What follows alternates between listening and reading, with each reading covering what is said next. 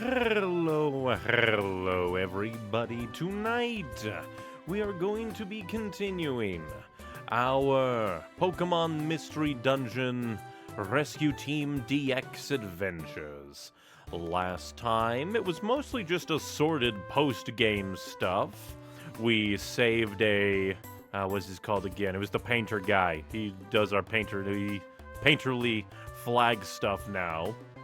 We went and utterly got partially obliterated by Kyogre, who is utterly terrifying. Oh, actually, we also went and into a invitation place, because post-game has invitation things. We're just going to quickly go over our inventory before we head out, because we are going to potentially bring a smackdown upon Latios. Let's see, do we have... We should have another invitation. Potential good stuff.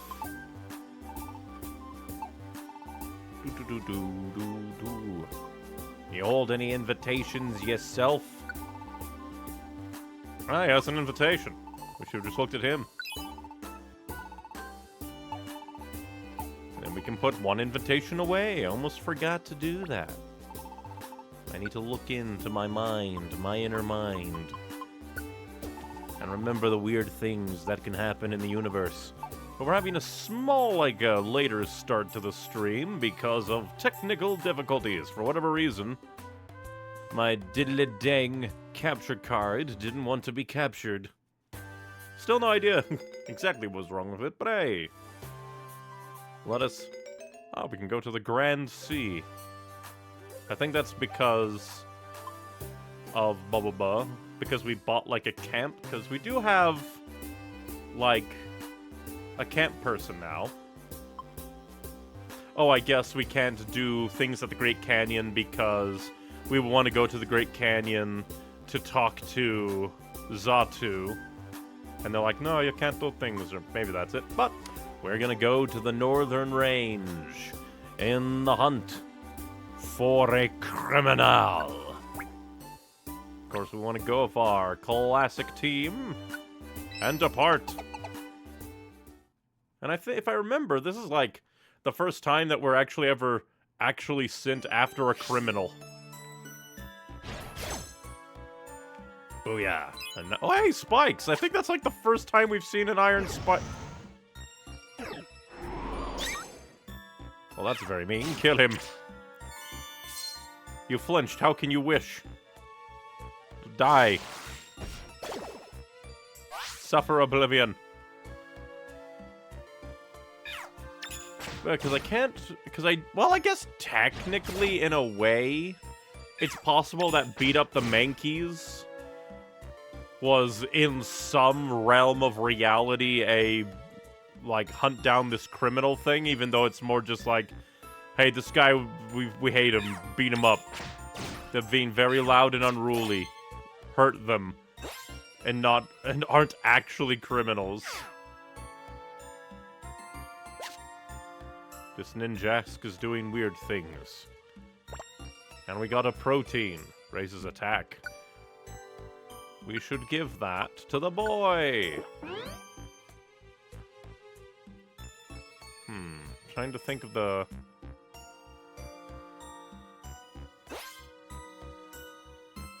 We'll wait for it to run out, and then we'll beat him up. We are here to kill you. And see what happens. Just in case. It's I know that there's something in the Ninjask line that it can potentially be scary. So I didn't want to risk it. You want to join? I guess it... Well, We're not really in the need of money. I don't care to extort you. But right now, we just need to find the way up to the exit lands. Oh, I forgot that also removes... Oh well, that just means I can go back and fix my... Sucks to be you. And you also want to join me Unfortunately for you, no.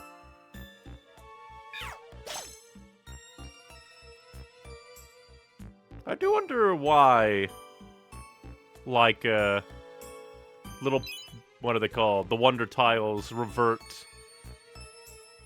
like, good bonuses as well as bad. Could just be like a give and a take system where, like, ooh, do you want to, like, less, like, maybe it could just be how they programmed just, like, things in general.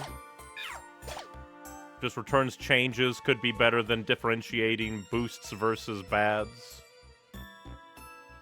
But it is kind of like a, not really a risk versus reward, but is a, like a give and a take. Well, that's very mean. How dare, die. From Twitch chat, Roto.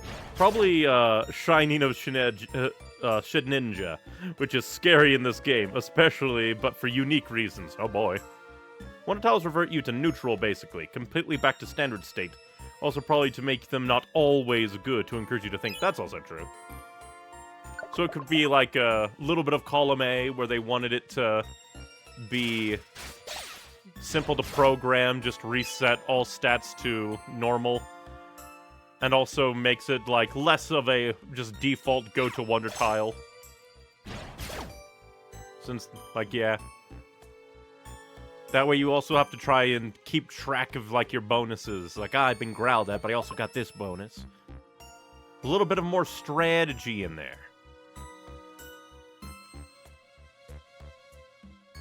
Up and away we go. How dare you... You could have... You're a flying type. You could have, like, easily have done a decent amount of damage to me. I'm a grass type. Do you not want to hurt my little green body? We shall let Noelle murder these guys. And we should just burrow through. It's a little bit faster.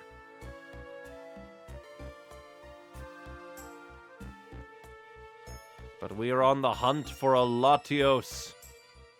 A criminal who steals and speeds. Oh, hey, an item right here. We shall take that. It's money.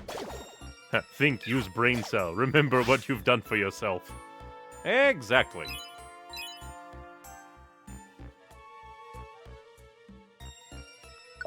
So you don't just play on autopilot. Onwards we go, words.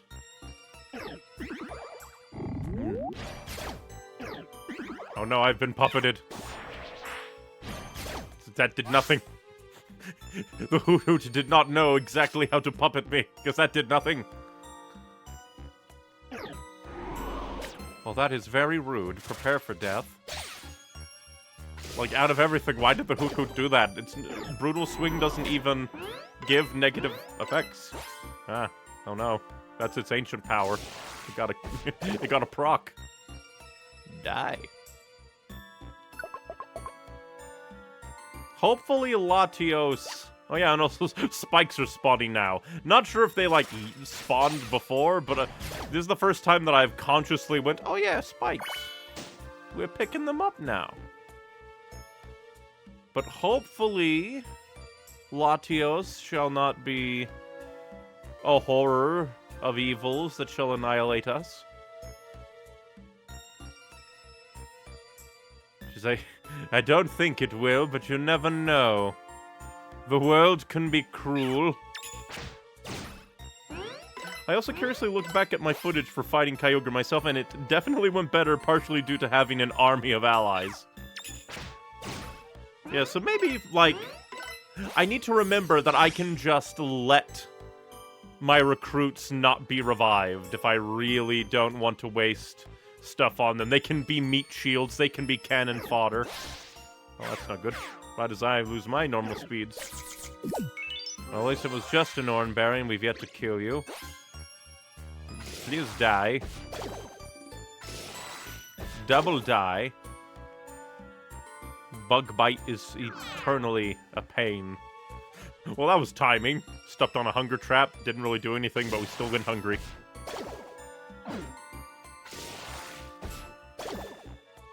Annihilation for the Zatu. You better not spike me, Ninjask. Ninjmask, or whatever your name is. I'll kill you. Ah, Ladybug. Who is immediately annihilated and dead. Oh, you're gonna spike. Oh, yeah.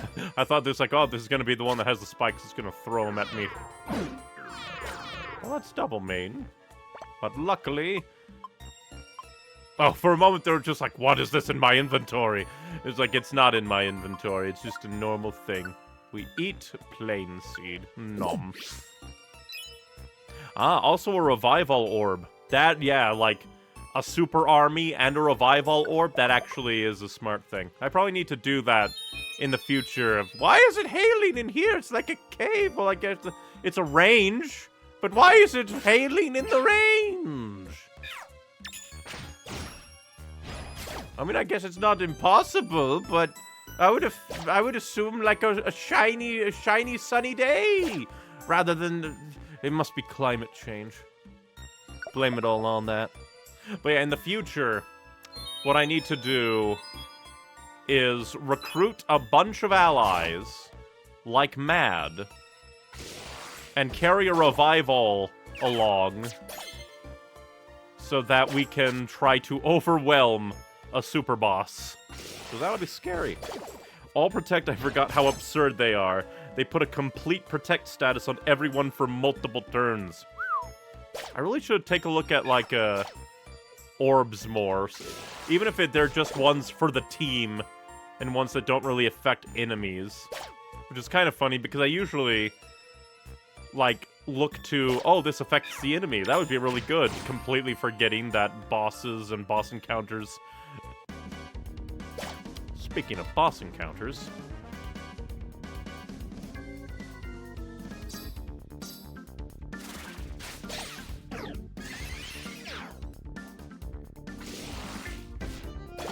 I should have known there was too many items in there, even from the entryway.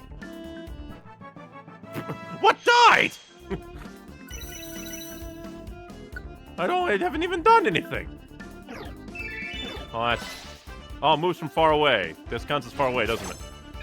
Maybe not.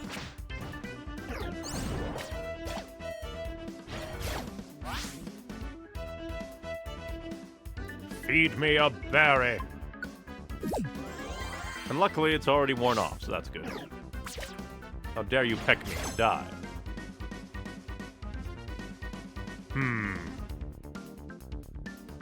Where you walk? This isn't the worst dungeon. We shall take you along. We shall build up an army. When a Pokemon steps on a trap, the trap can be broken and disabled. Very nice. Ooh, that's very nice. Oh, that's not nice.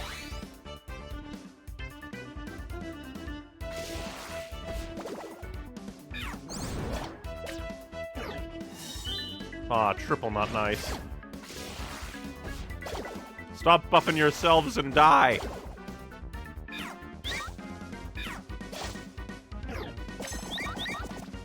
Man, you died. Have a revive a seed.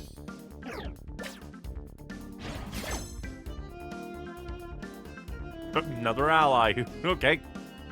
Now we shall take you along. Because why not?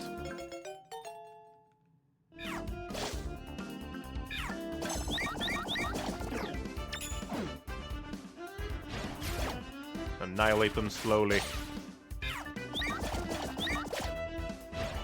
Only downside is we are in the hail zone of doom. I guess we're stepping on traps and annihilate them. It's a good feeling.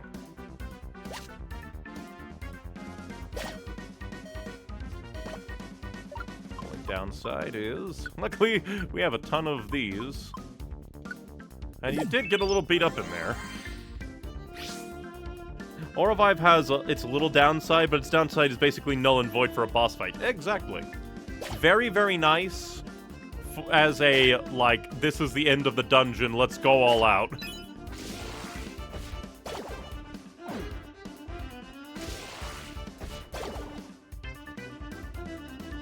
something you don't really have to worry about, all things considered. Granted, like, in a normal dungeon. Use an empowerment seed in a dungeon to awaken a Pokemon, powering it up greatly for a while. Some Pokemon's forms will change when they're awakened. Ooh, very nice.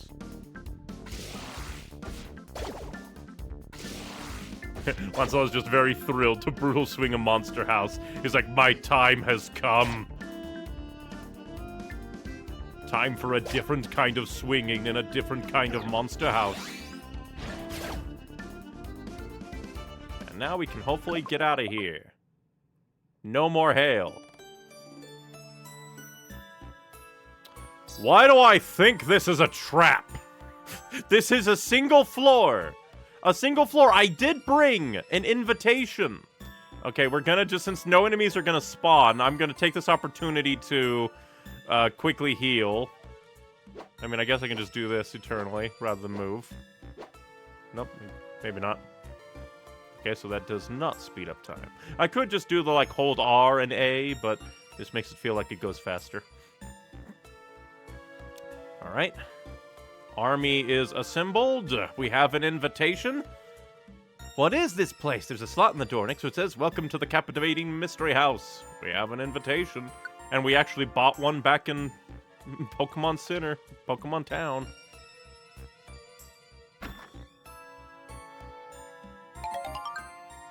A whole army. Inside the room were Lunatone and other Pokemon. Please don't try to kill me.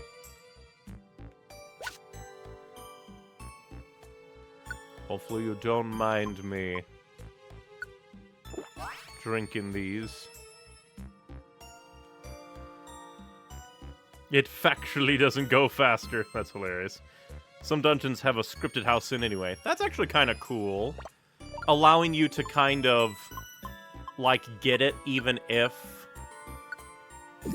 like, since it's just like, I don't know. Trying to get my words in order, but failing.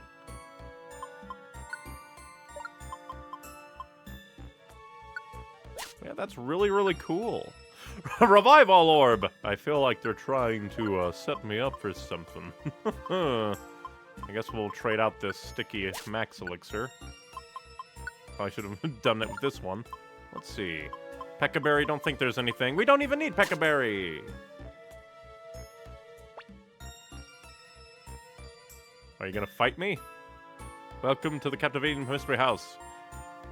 We enjoyed a brief time with Solrock and the other Pokemon. And now they felt chipper, seeming want to join you. Evasive Rhythm, very nice. Yeah, basically forcibly introducing you to the mechanic and giving you some good allies halfway in. Like, unless I already ran into these, like, I probably wouldn't have, like, thought to bring the invitation in. Ooh, I guess we haven't had this before. The more team members there are nearby, the lower the damage will be when Pokemon are hit by wide-ranging moves such as Magnitude. Interesting. And Brawl? What's Brawl? The more enemies there are in a room, the more powerful your moves will be. If only we had this on, like, the main team, then Lancelot would be a god.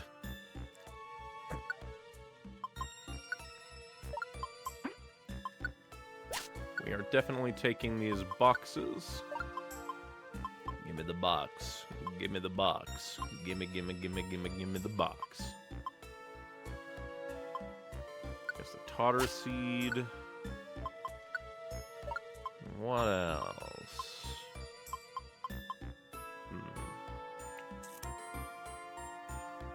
Guess the Plain Seed. But that's really cool. Well, Brawl is good Smash Bros. Game. Like, I know there are some people that are like, oh, it has tripping and stuff, but Brawl is such a good, fun time.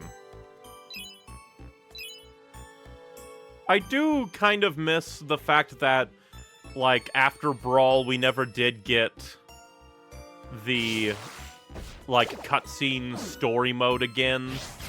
But I also kind of understand, like, why Sakurai figured if people are just gonna post these things to the... Why are they all dropping boxes? Well, like, I know that his, like, philosophy was, well, people are already going to post these to the internet. Why not make super cool things specifically for the internet?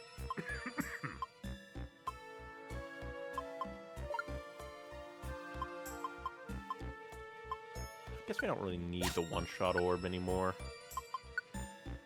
Blah, my throat has just been blah right now. So I guess this whole, like, idea was, well, if it's just gonna go on the internet anyway, let us make something cool specifically to go on the internet.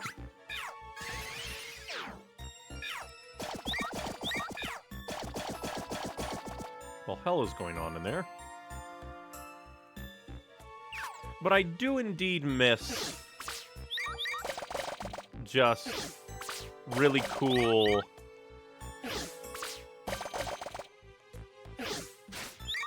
just like a story-based cutscenes. Because the Brawl story mode is just so good. I remember you being wary of Wary Walk due to it may, but it's currently procced every single time you hit a trap.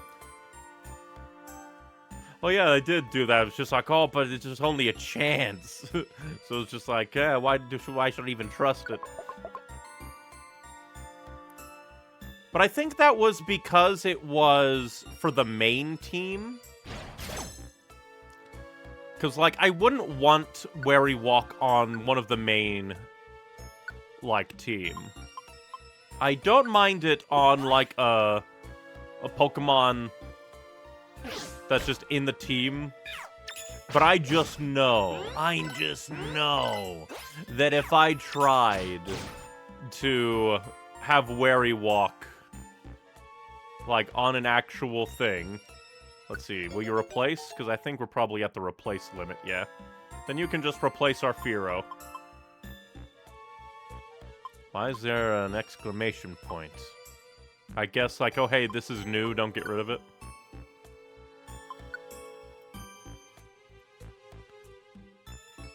But yeah, because I just know that the moment that I put Wary Walk on, like, any of the main team, that's when the May will hit. That is when it's like, surprise, it's only a chance. You just got lucky up till now, tee-hee. This is a monster house, and I don't want to deal with you right now. I mean, I do have, like, it would help with the brawl. But still. I don't want to risk it too much. Oh, it means you don't have a camp. Ah. That makes some sense.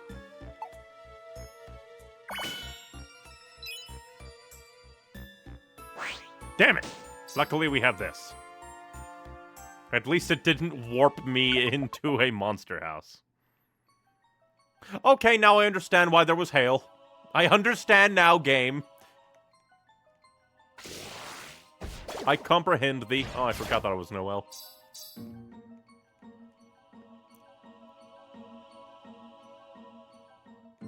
I now fully understand.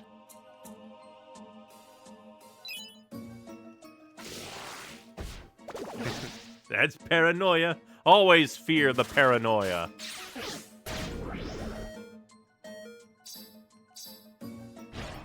Damn it. I was betting, it was like, maybe. We have a lot of them.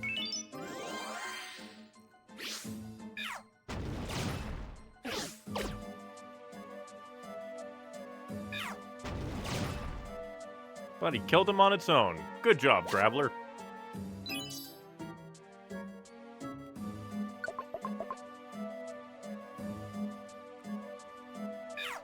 Kill it. Murder. Annihilation.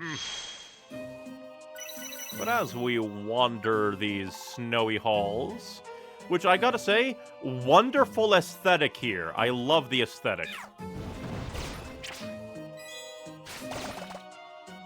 Love the aesthetic of the tile set. But as we wander, like, not sure how many League of Legends players there are that watch me, but unfortunately, Riot Games have decided to do just another very stupid thing and make free rewards harder to get by just removing them. That is one way of making them harder to get. And they even, like, nerfed a bunch of paid rewards, too. And they even outright came out and said, yeah, people are getting too much free stuff, so we took away these free rewards. We, the billion-dollar company.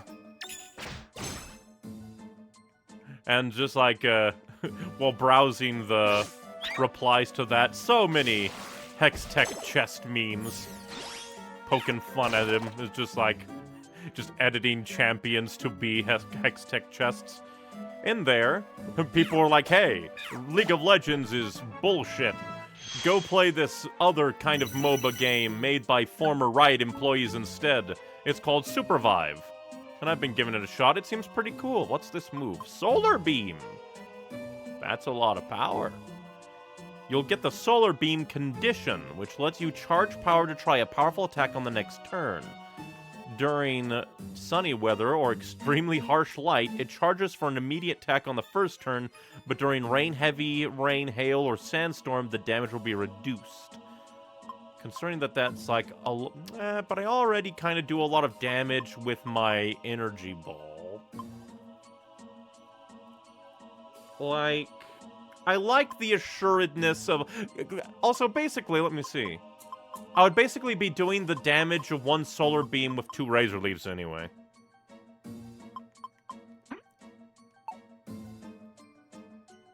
So yeah, never been big on 2-turn moves. Why do 2 turns for 1 damage when you can do 2 turns for 2 damage? Math. More or less it'd be only good if you had, like, a sun focus on the team. Yeah. Because if I had somebody that could do Sunny Day, then that would be a lot better, because then it would, well, turn it into a 1-turn move and possibly override other weather conditions. Which would be very, very nice. But back to my ramblings. You have just put yourself deeper into enemy territory there, bud. But I've only played 2 games of Supervive so far, and it seems pretty fun. Was a little bit like, I'm not sure if I would be down for this because it's a... It's a grimy trap. If the leader steps on it, food inside your toolbox may turn into grimy food. If one of your teammates steps on it, food they're holding will turn into grimy food. Luckily, it died. Good job, Wary Walk. But I was a little wary of Supervive because it was basically a what's the word I'm looking for? What's the genre? Because it is MOBA, top-down, kind of a MOBA shooter, and it is it's a battle royale basically to a degree. So I was a little wary on it because just like, I'm not a big fan of the typical battle royale games, but it's pretty fun. The MOBA aspects shine through a lot more. That's very rude. You took my revive seed. Die.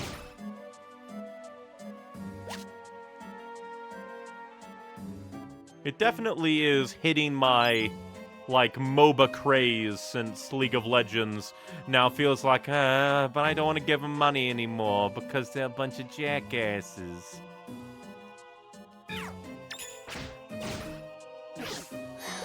It has cool, like, you know it's a good game because right off the bat, it has furry character designs. They didn't have to add them years later like everybody else. You fool, I am the magical leaf. Die. And usually, with, like, games that have, like, small casts, they're like, oh, we'll have the token furry. Meanwhile, they have, like, 2.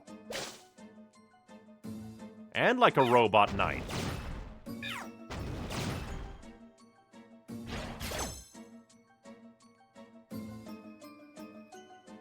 So it's just very interesting to check out.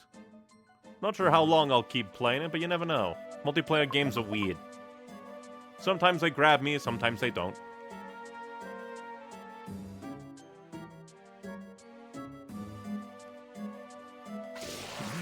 It could just be a little bit of a rebound because, League of Legends does suck right now. Which is just hilarious because if I remember correctly, somebody said, oh yeah, 2025, big things will happen for League of Legends. Like them butchering the player experience.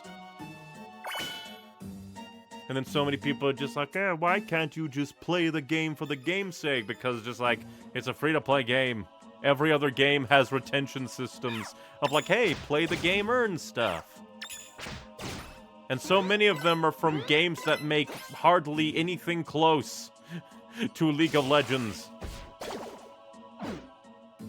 Literally billion-dollar yearly revenue. But no. Like, very hard to get free chests that hold a chance of a skin that you might not care about on a champion who don't play. That's breaking the budget.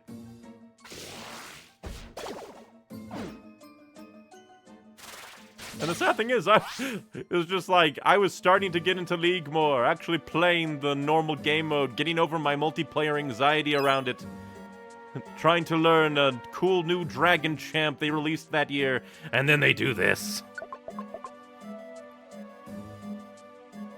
And then they just annihilate all of your dreams.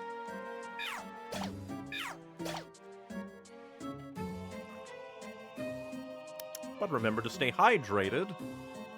Everybody, take a drink of your tea. Get some water inside of your body. Okay, good. Murder happened. Why'd you go all the way over there for murder, you idiot? You could have been pulled over by the space police. And you've been abducted by Mars. A leech seed is planted on the Pokemon. The Pokemon's HP will be drained gradually by the Pokemon who planted the leech seed. The status wears off after a while.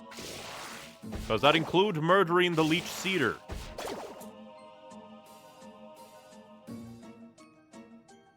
Now this makes me wonder, like, what the maximum team size in other Mystery Dungeon games are. Like in the original Rescue Team. You fool, I cannot be stunned. I am a plant. But like, the maximum... I saw 2 items and I went, oh no, is this a monster house? Whenever I see like 2 items close by, I just immediately go, oh no. Oh no.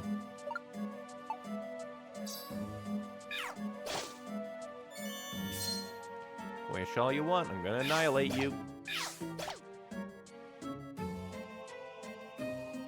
Let's see.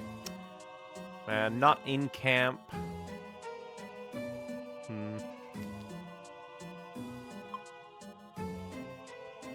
But that does mean that we have a camp. So we might as well, maybe.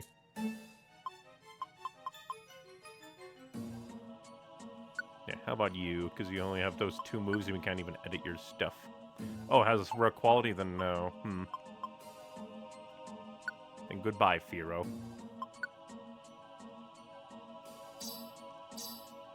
MOBAs always bounce me due to how long games take. Yeah, it does depend on the MOBA, but MOBAs do, on average, last a decent bit. That's completely fair. That's what it at least appealed for Unite, which has very quick games. I'm not sure how long games in Supervive are, I'll have to look, but my first match was like 11 minutes. It's much faster. And like, while it is technically a MOBA, it's not as MOBA as you typically think. It's more like Extraction... No, not Extraction Shooter. I don't know why my brain defaults to that, but Well, fuck you. But it's more like Battle Royale where you drop down onto a top-down map and you have like a kind of arcade shooter where you move your mouse around and press the normal like left click to shoot, and then you have MOBA abilities. So it's more I guess it would be more accurate to call it a top-down hero shooter battle royale more than anything. Because, yeah, when you think MOBA, you usually go, oh, so it's like you have bases and you try to destroy the Nexus. You think of Smite, League of Legends, War of the Ancients, Dota. You don't really think of... like, come to think of it, like, what's the word? Genres like that are kind of hard to fully describe. Ain't it? It's just that it was made by former League of Legends developers, and it's, like, from that perspective, you're like, oh yeah, it's kind of MOBA-like. When in reality, it's more like arcade hero shooter battle royale.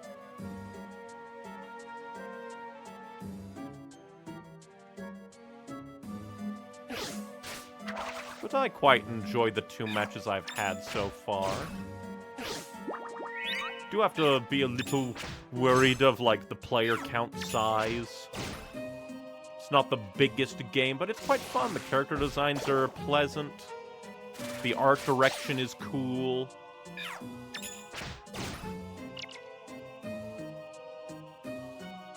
They have a battle pass that actually seems to pay for itself. League of Legends. Because you don't get any premium currency out of the League of Legends battle pass. In fact, like, even the old one, they nerfed the battle pass this season. Because before, I quite enjoyed League of Legends battle pass, because it gave you a lot of opportunity to earn, like, skins. And last time I checked, comparing, like, the already kind of nerfed season pass that was the last season pass of 2024, like, if you compared that already nerfed pass to this year's first pass, you are down, like, premium cool stuff acquisition by, like, 50%. It's insane.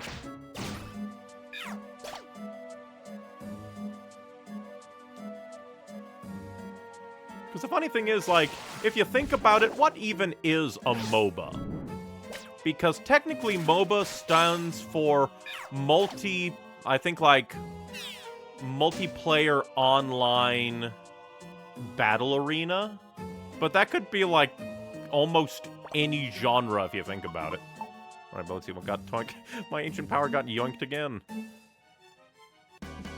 God damn it. What the f- That's so annoying. You know what? Sure. Let's move along. We just got extracted by a token. I'm not gonna deal with that when they can split up the party and yoink us all around. Let's get out of here. That was the perfect escape. The absolute perfect escape. I got summoned by Follow Me onto the stairs. Brilliant. But there were far too many, I think, like Togetex? One of those. I can mix them up all the time. But there were far too many of them. If they all knew Follow Me, no. That would be the end of all my team. I would either have to let them die, or... I couldn't risk it. I could not risk the biscuit. Oh, I forgot I don't have that. Oh well. They took it away. They yoinked my ancient power. Multiplayer online battle arena, yeah. But it was popularized by Dota, which used a very specific framework and setup. Yep. The Pokemon is bound and unable to move from its spot. It also keeps taking damage. Oh boy. But yeah. I remember, I never played it, but I do know some of the history of Dota. Because, well, that's just mean. Stop, leave me alone, you bastard. But I know that the original Dota came about as a custom game mode on the original Warcraft 3. Because Warcraft 3 was my jam.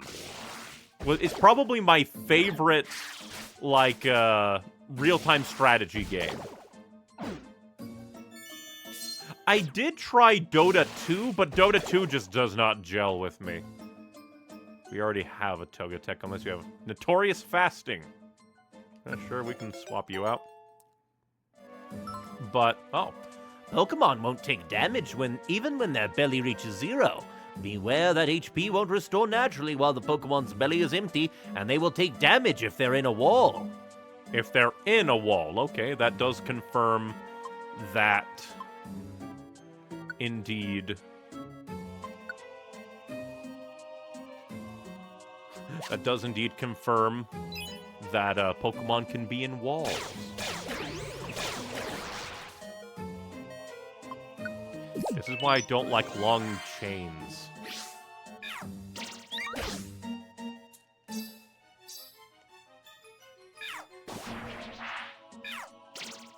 He's just very mean.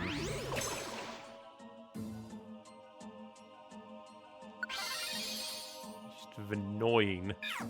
I have to do a long walk because I can't just swap to them.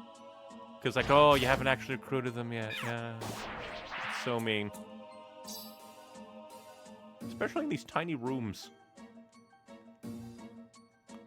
But yeah, never got the chance to actually play the original Defense of the Ancients. Like myself, but I did enjoy playing Warcraft 3 back before they reforged it and ruined everything. It was a fun time. Yeah, for instance, objective games like TF2 and Overwatch are technically MOBAs, but MOBAs are mostly known for their 3-lane system. Like, either that or the kind of top-down, like, RPG, real-time strategy without the real-time strategy stuff going on. Because, like, technically, like, Smite is... Like, Smite is kind of like if Overwatch... Well, no, not really, because but like, since it's third person, it changes it so much. I could not get into the main mode of Smite. I played the, like, arena and other gameplay modes, but the main 3-lane MOBA mode, ugh, did not like. God damn it, why do you go after enemies? Don't go after enemies. You die, I'm leaving you for dead. Bye, idiot. I will let it come at me.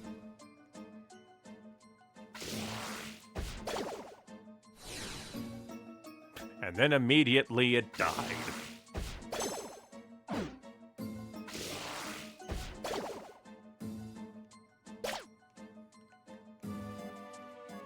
Yeah, I enjoyed Smite decently enough, but yeah, the main MOBA mode, for whatever reason, just couldn't get into it.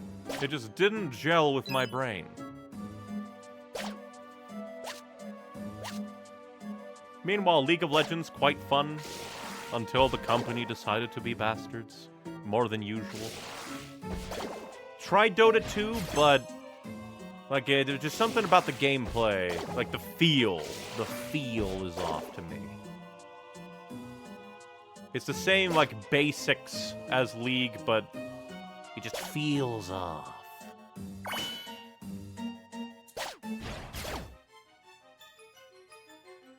Meanwhile, Supervive is very easy to jump into, I think.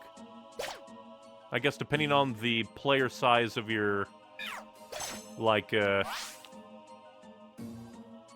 like, region. God damn it, warps. Luckily, you can always swap to somebody else. So I need not worry. Like, if that happened in the original, like, rescue team, I'd be like, oh no! But since it happened in this one, I have nothing to worry about. Time for Mega Spinnerick, and then he died in one hit. How dare you bite me? Prepare for death.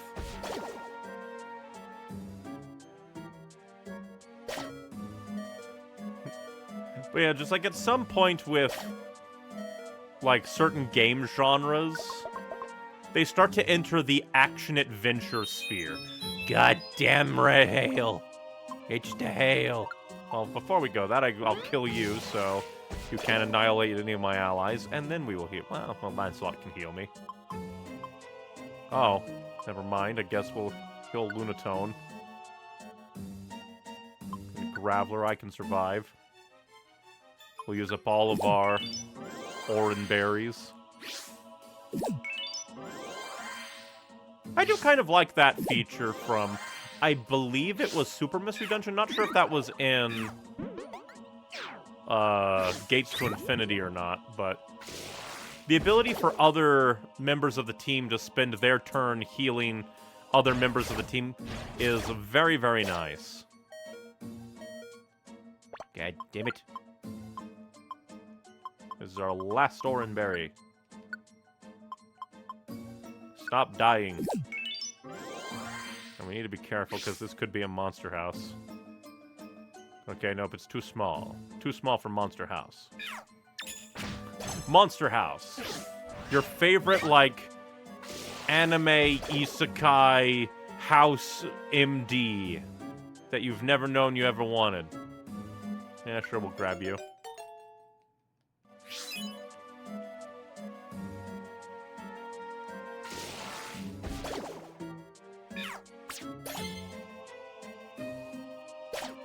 Like, in a way... Bleh. My throat has been attacking me today. But it's kind of interesting to think of, like, popular show with, like, a very iconic character, and then you're like, what if we isekai'd him? Like Dexter Morgan, the serial killer. House, from House MD.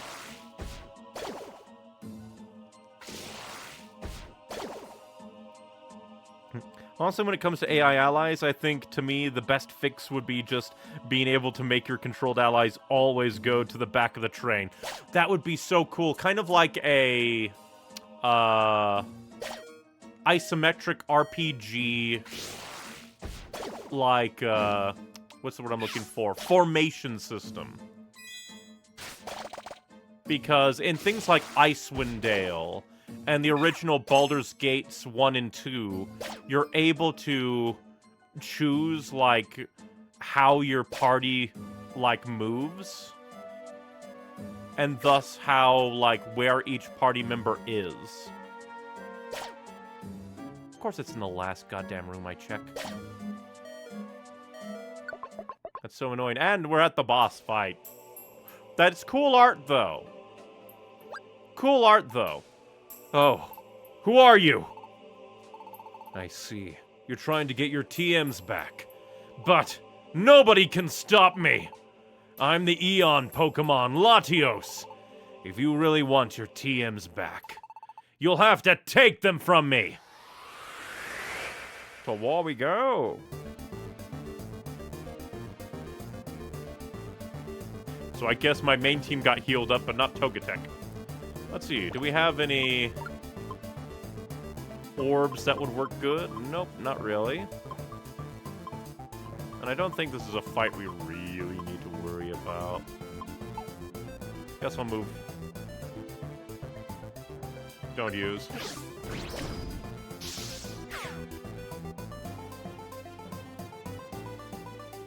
No, Togetic, stop asking.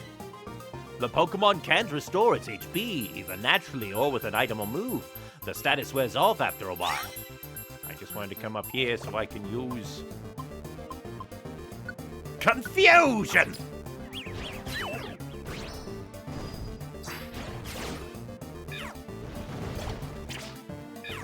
I wanted to get up here so I could use Ancient Power for the buffs.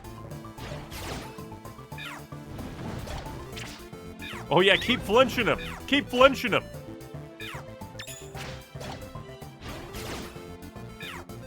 Keep flinching him! Keep flinching him!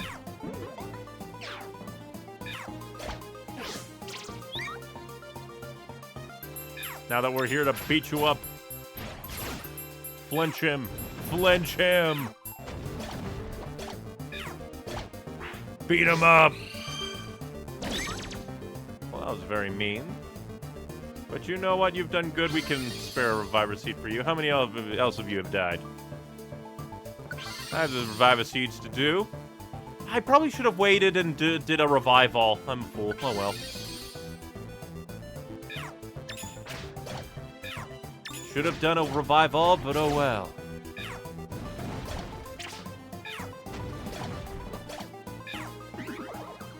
Yeah, fall asleep.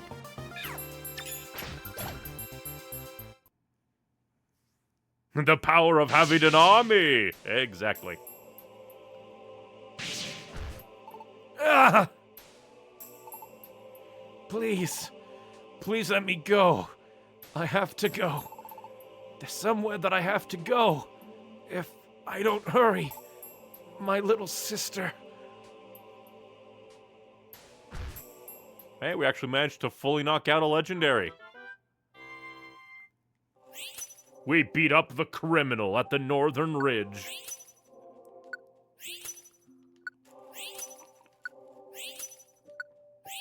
Ooh, DX gummy. Ooh, more DX gummies. Very nice.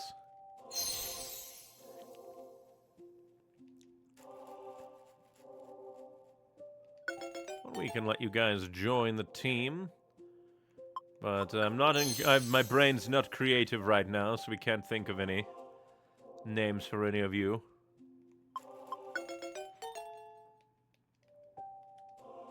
No. You can join the army. For some reason, my brain went Pokemon Power Rangers. I don't know why.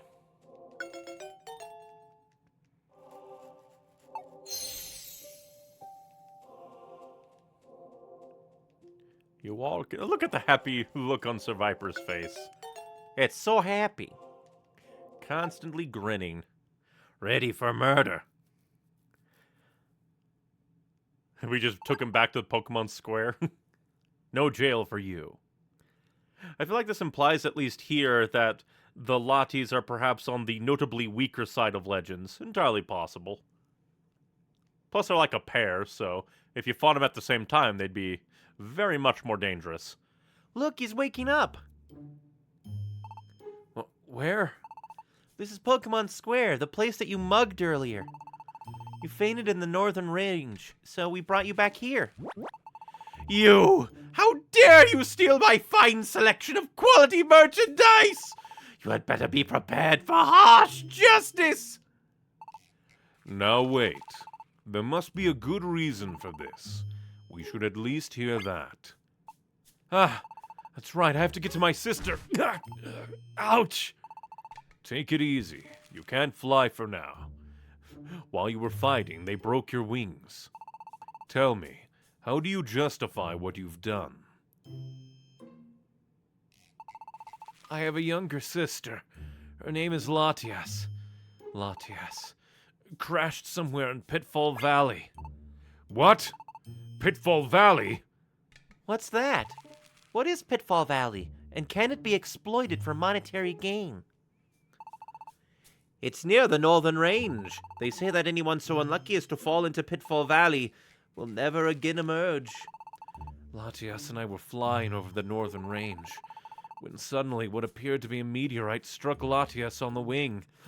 So what you're saying is that by saving the world, we accidentally damned, like, Latias? How many other places did we, like, annihilate with smaller meteors from the big ol' star that we destroyed via Rayquaza gun?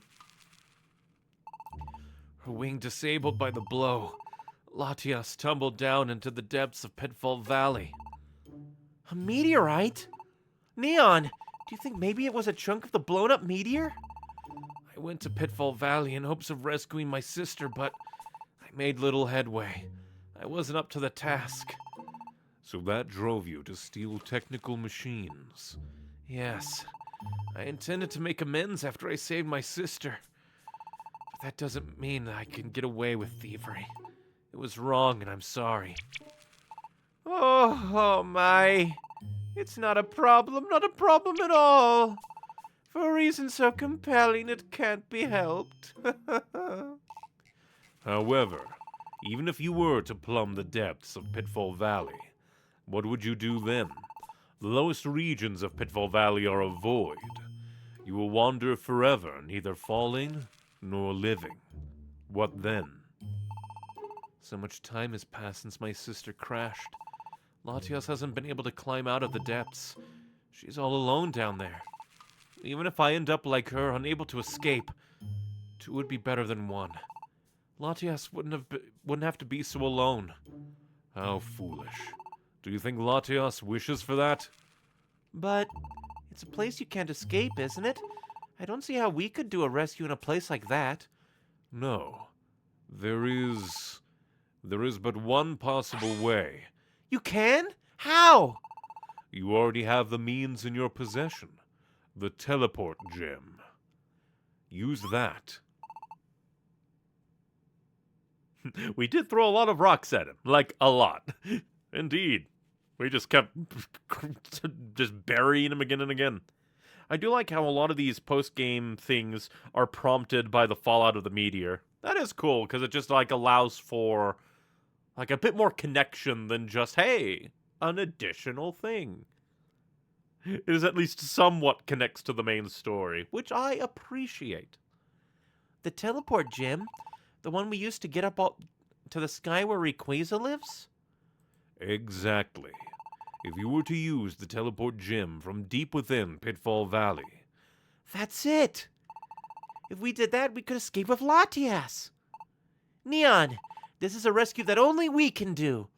Or, you know, like, anybody else that, could, go to the same place. Like, you could just give them the gem, and they could go.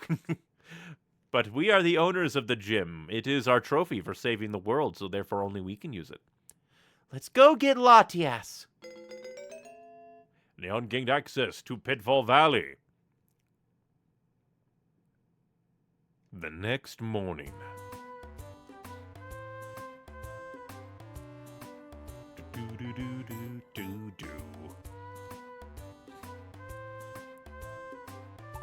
Good morning, Neon. Noelle wouldn't lend it out. Her rent fee is too great. That and the collateral. Only a silver ticket. That the best you got?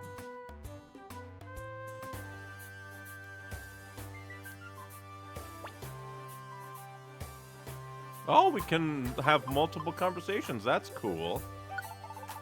There's a rescue only we can do. Let's head to Pitfall Valley. And once again, Brain had a potential joke, but I shall refrain.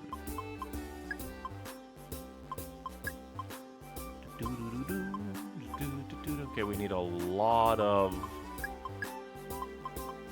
like a lot of orange berries. We desire. Well, I guess first things first, we'll come all the way to the back so that we can get our invitation. We managed to grab another. And let's bring out like 7 of these berries. Just a nice refresher of your options, which is very nice. You don't have to like talk to her multiple times.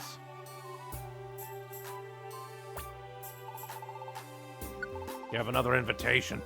You do have another invitation. Booyah.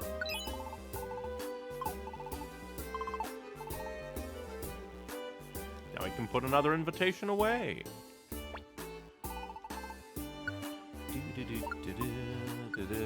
Still love this song.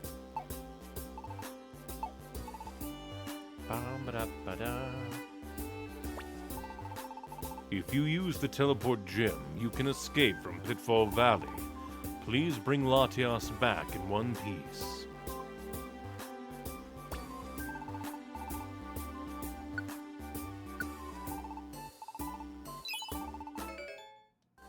Oh yeah, I guess I never put my money back. And now we are poor. We'll just have to make sure everyone works the polls real hard. At Club Monster House. Now let's see, we have a lot of gummies, but only one life seed. Who requires more health? 104, 117, 113. So definitely give them to you so you can keep up a little bit. A little bit better.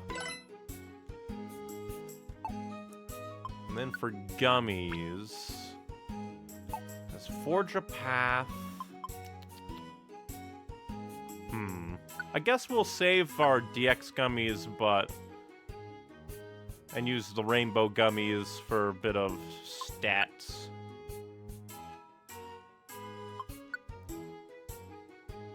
Lots of attack, but...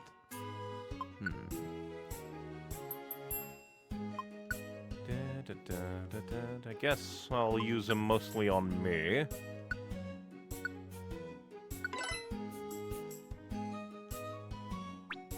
We already have that. One of these days I'll select the wrong one, and I'll go, no! Jesus. I'll strike back, yeah, when it takes imaging from an adjacent enemy, but I don't care. Let's see, will we get 3 rare quality changes? Nope. That would have been funny, though. Well, off we go to Pitfall Valley. And then if I recall, doing Pitfall Valley will unlock the series of events we need to do to unlock the next post-game story thing I want to do. This is definitely the part of the game where the small stomach is particularly great. I can only imagine. Ooh, I quite like the tile set for this. Agility all you want, you're still gonna die.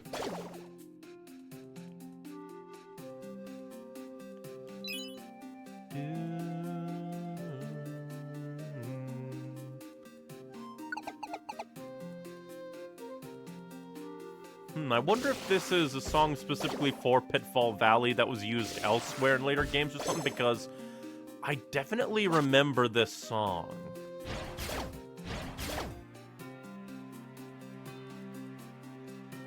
Like, not super distinctly, but when I hear this, it's like, oh yeah, I've heard this.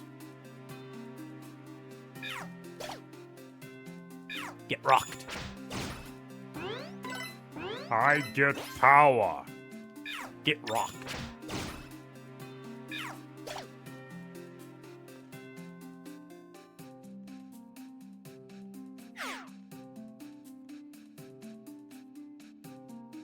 I love music in these games. They're so good.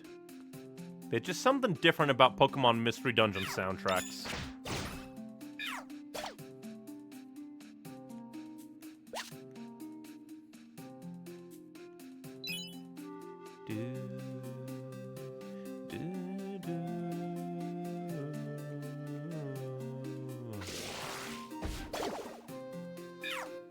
I really need to just make like a playlist of Mystery Dungeon songs and just play it in the background of my everyday life.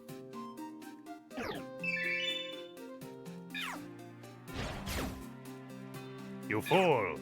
Prepare for death!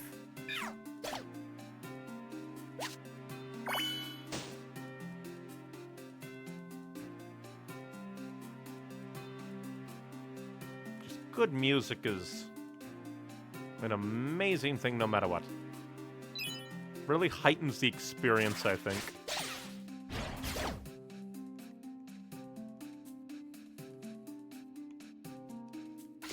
must annihilate all that come our way.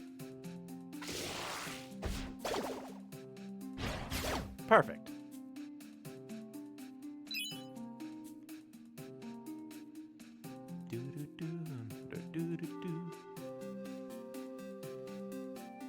Just utterly lovely.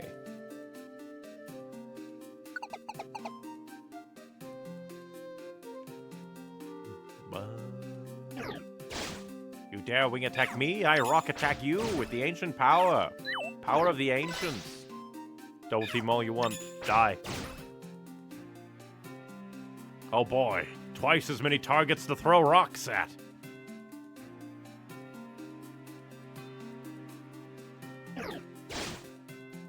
Kill him. I do not want to die.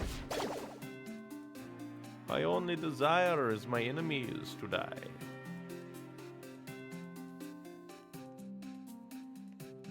Do. I saw a sparkly in that room. We're gonna have to go there. I wonder if there's ever been like a Monster House configuration where all the items are on one side of the room. So you think you're going into a normal room, and then suddenly, surprise! Monster House. No warning.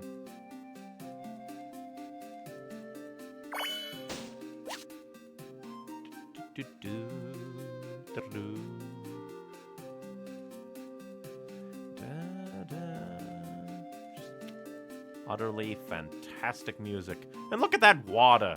That's really good water. You know something called, like, Pitfall Valley? For some reason, my brain always thinks of something far more, like, dusty and desolate. But there's a lot of greenery here. And whatever the hell that, like, beehive mushroom is.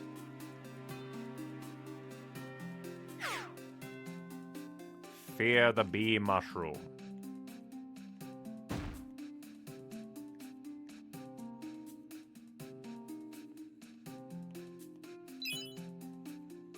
Going to get all the money.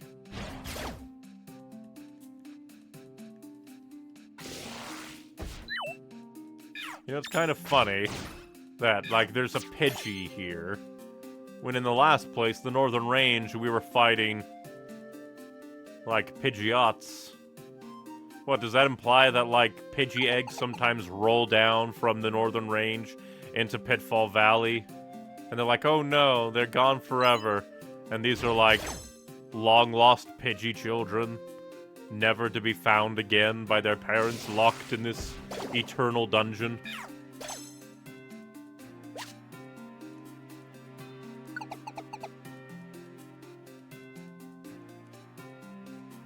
Die, Butterfly.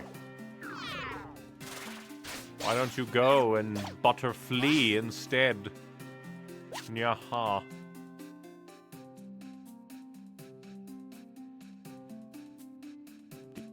Do.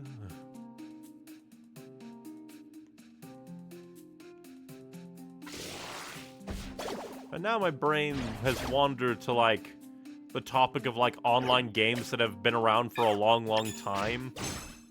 And, like, on the one hand, it's like, oh boy, maybe you want to go and revisit your nostalgia of playing, like, a free-to-play game you played when you were a kid. And then the potential horror of going back and discovering it just absolutely eviscerated by years and years of enshittification. You can never go back to playing your childhood games, for they have become worse.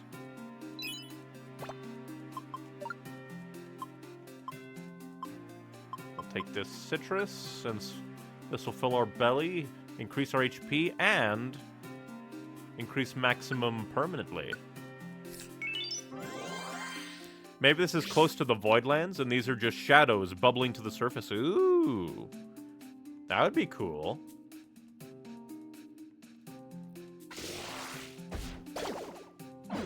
Because, like, in a way, dungeons have been a natural thing for years, not just from, like, It's not just like the meteor that caused dungeons to arise. Dungeons on some level are a natural formation of the Pokemon Mystery Dungeon world. So it'd be kind of cool if, like, unnatural things like the Voidlands did, like, alter the actual physical world to be dungeons, and then it's just like when the natural balance is that just utterly destroyed, can dungeons crop up in other places. Ooh, maybe dungeons are like a spiritual scar on the entire planet. And so, like, dungeons can kind of recede and heal, but will still always be there. Makes you wonder what, like, the first dungeon is in all of Pokemon Mystery Dungeon. Ooh, that would be an interesting, like, set-piece place.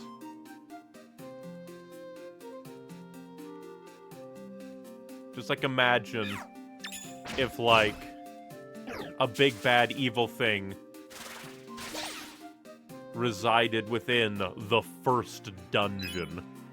An eldritch place. Dungeons, according to Gates to Infinity, are as natural as some deep interconnected ley lines of the world. That kind of makes sense, because Pokemon are kind of magical. So... Oh, and especially because when natural disasters occur, Pokemon's ability to evolve are affected. So it kind of makes sense that, like, ley lines and kind of magical-ish, or like supernatural energy flows through the world. Especially since, like, there are legendaries that kind of represent, like, nature and the world. So, like, dungeons being natural occurrences is pretty neat. Given magnet gates are twisting those ley lines to basically forcibly create a dungeon as a shortcut. Yeah, almost forgot about that. That's specifically how it works. It's basically like, what's the word I'm looking for? Oh no. It's not. Too many items. Too many items. He's bad.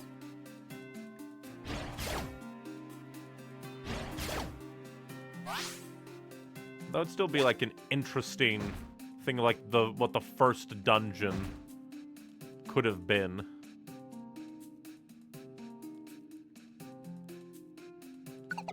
Well, I guess that would probably be like Arceus's God Tower or something.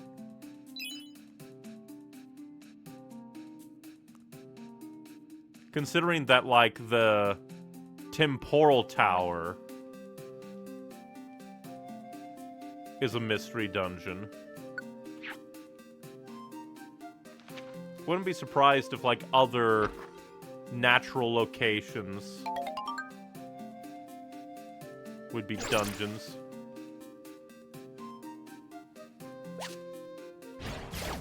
Though the first dungeon was where dark matter first manifested. Was it? Because that was the world tree. So I guess, like, maybe. Potentially.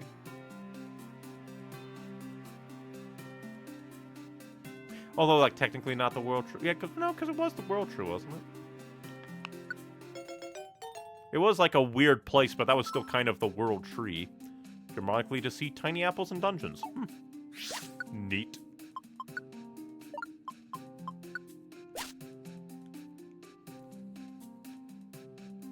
Come along, Tangela. Let us go on murder sprees. Oh, I said fought as in theory. Ah, I probably missed that, brain misread. Apologies. But that would also kind of make sense, because, like, dark matter being kind of a manifestation of the entire world. Well, then again, the same thing could be said for the bitter cold. Maybe the Pokemon world has, like, multiple first dungeons, similar to how there's like, oh, Mew was like the first Pokemon, the genetic, like, creator of all Pokemon, and then there's Arceus, and then just the more you whittle away at the various legendaries, there's like, this is the real true creator of yes. Deluxe ribbon. This high-class ribbon can be sold for a very high price at a shop. The subtle deluxe aura it gives off appeals to the rich.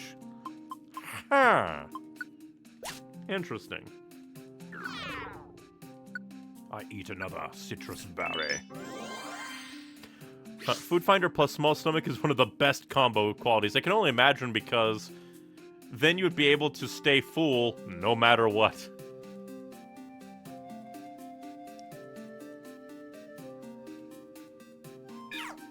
Bitter Cold and Dark Matter having such similarities makes me just think Bitter Cold was some kind of fragment or omen of Dark Matter arising again. Or it could be that maybe, like, could it be possible that maybe Dark Matter and Bitter Cold could have been, like, legendary Pokemon themselves in, like, gestation? Basically, these, like, eldritch, primeval representations of the world. Since, like, the Bitter Cold was everybody's, like, hatred, then, like, the Dark Matter was everybody's own, like, negative thoughts and feelings made manifest.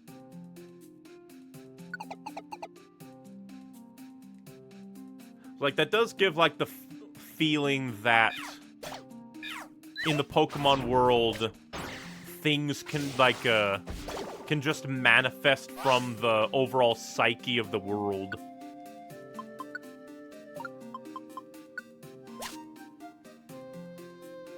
Surprise! We have come to kill you! I am the Kool-Aid Man.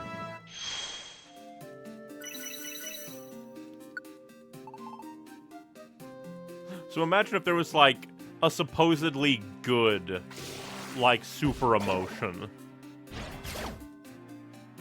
Kind of like the Bitter Cold's hatred or Dark Matter's general bad vibes. What if there was, like, a manifestation of love that was also corrupted and in excess, like, caused damage and destruction?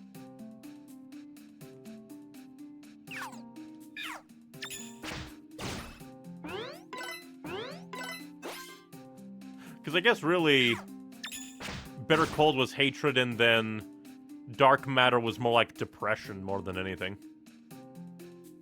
We can take you along and build an army. So Kirby. You're describing Kirby. Nah. Well, I guess technically with, like, what was it? I know it was called something, but I completely forget.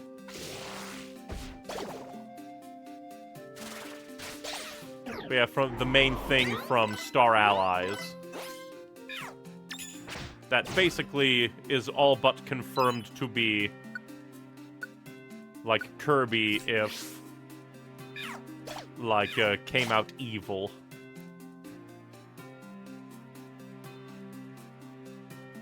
So yeah, technically, yeah. Not entirely wrong. Just slightly different of the vibes I was going for.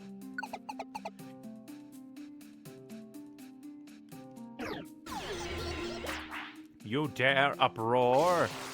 I uproot your arms from your body. And now we can just eat all tiny apples we come across. You know what I mean? We were already uproared. Well, I guess you weren't uproared, so you using it for yourself isn't the worst thing, but still, mean, how dare. Cease. Rocks! I have now become a god. Die.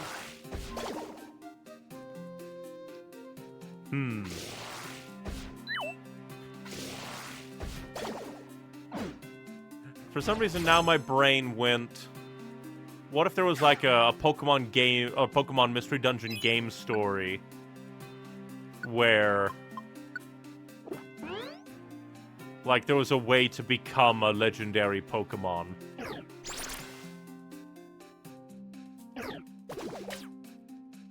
So, like... in a way, like, I'm trying to word it properly, order it in my mind. Because, like, the idea is cool, but if I word it wrong, it's stupid. I think would be neat. The world upending itself because, like, you too can become a legendary. And that's why, like, a human came to this world. Because they would maybe be less likely to be tempted by the power of a legendary.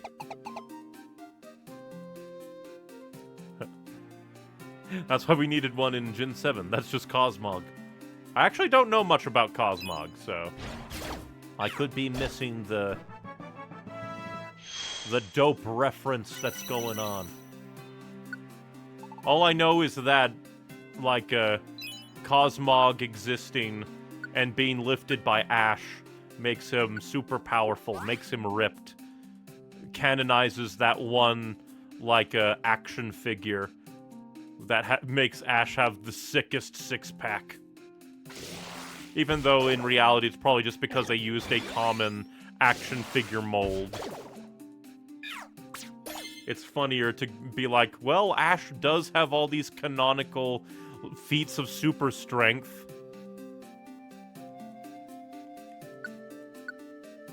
Why wouldn't he be ripped? This is what dying does to a motherfucker. Also, that's just Gabriel, kind of. Yeah, but I more mean, like, in an upfront way. Where it's, like, not really, like, a super twist because you know, like, in this world, there is this kind of forbidden fruit. This ambrosia lost by the gods, and everybody is seeking it out for their own. Even good people are kind of...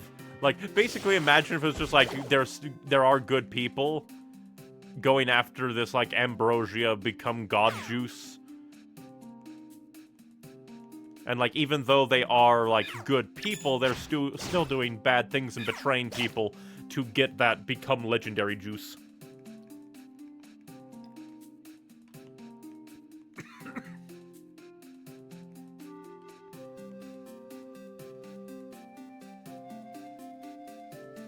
And then, like, maybe there could even be, like, legendaries walking around, but then you have to go, is this an actual legendary? Is this some schmo that became a legendary and is using everybody with the pedigree that comes with being a legendary?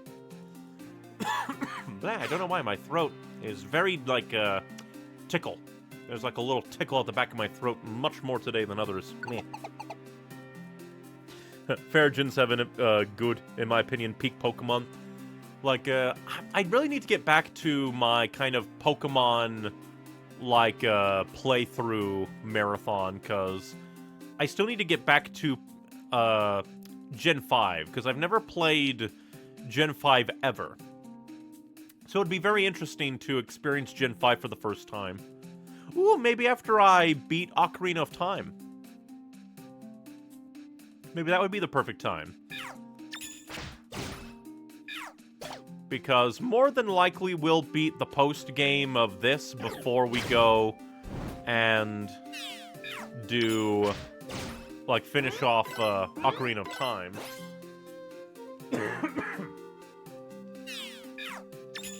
Excuse me again. Just a very ticklish throat today. But we could be like, go beat this maybe in, like, either this stream, unlikely, to maybe next stream. 2 more at the absolute most, where then maybe we might finish Ocarina of Time not terribly in the future. Then maybe I could go and do, like, a black or white, because I do have those on my list. And then I can work my way to X, Y, Sun and Moon. Like, Sword and Shield and Scarlet and Violet would be a little bit harder since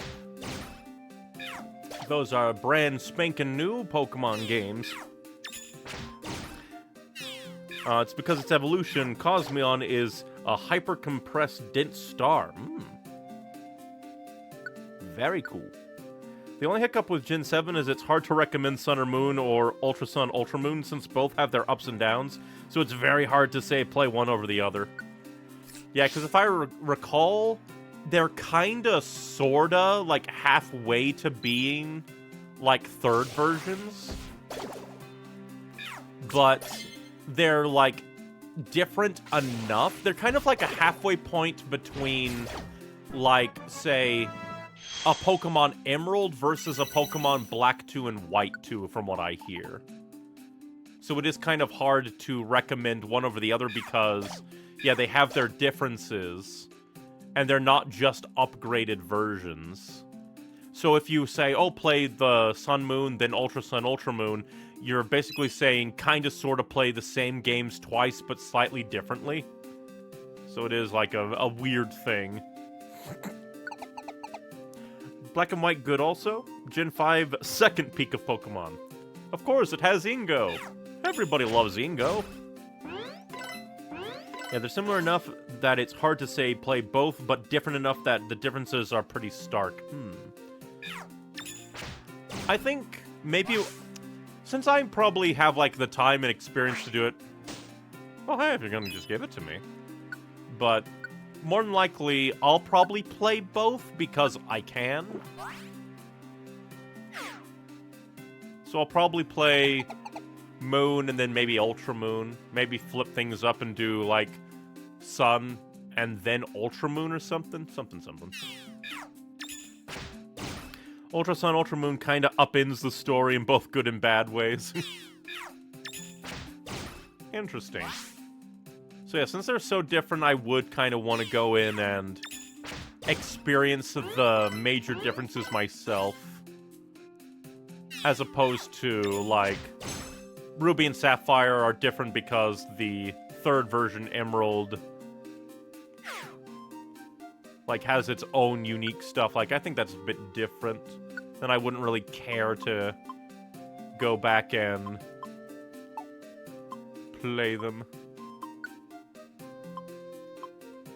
But it sounds interesting enough that I might do both Suns and Moons. I don't know. And then I'll have to see about...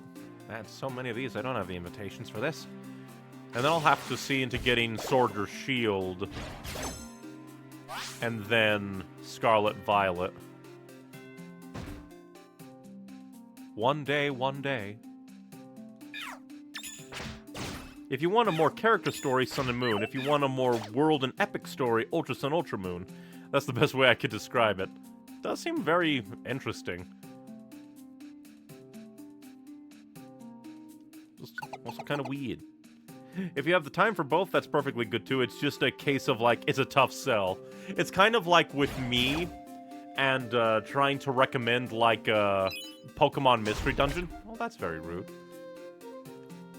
Where, like, for the longest time, like, even with, like, like this game, it's hard to say, like, play through an entire series, start with, like, the weakest entry, and don't play, like, the updated re-release version of that entry because...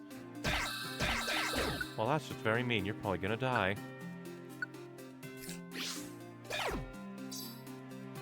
Okay, good. You survived. Because it's kind of hard to say, like, if you should play Rescue Team Blue, like, first and then go Explorers, or if you should do, like, Rescue Team DX and then Explorers, or maybe even do Explorers first now and do Rescue Team DX last, because even with all of the updates and the cool cinematic moments, like, story-wise and experience-wise, it still feels like it might be a good, like, thing to be like, hey, instead play, like, the original, and then get around to this. Especially because then you could be like, oh, the differences. Kind of experience it that way. Everyone hated on Sword and Shield, but I love them. Like, from what I remember, it was all, like, a bunch of petty stuff. Like the tree, and then Dexit. Which is just, like, personally, maybe it's because I've just experienced the, like, side games a lot. But, like, Dexit never fully bothered me. I guess it's the first time we've been flinched. The Pokemon can't use moves, but it can use an item.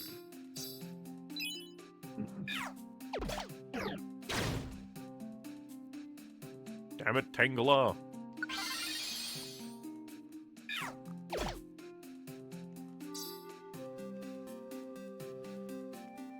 But yeah, like, ever since, like, post everything, I haven't really heard that much complaining about it. Sword and Shield.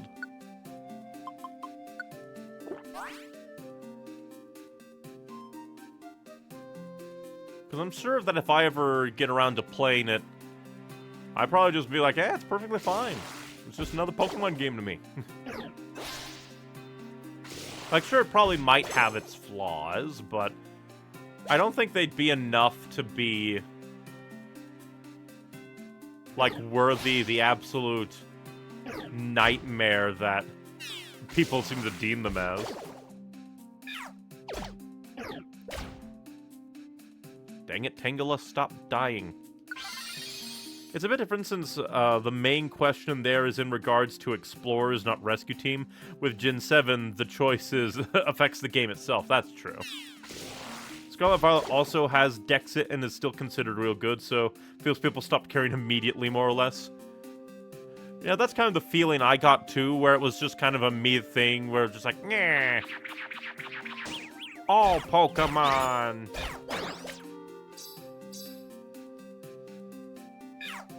Just like, quit coming up behind us, it's so mean.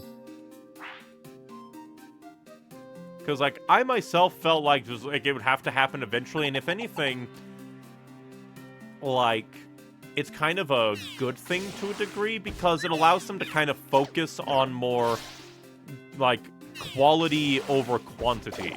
Like, you'd still want a decent amount of, like, Pokemon to be in the game. But I think it would be a little bit more freeing since they don't have to worry about putting every single Pokemon that ever existed into it. Then again, my favorite, apparently, mainline Pokemon game is Legends Arceus. So what do I know? I just still find it kind of funny that Legends Arceus is a mainline game, even though it's so different. Because to me, like, a mainline Pokemon game would be just like, oh yeah, the gym challenge, you go across a whole, like, continent, country.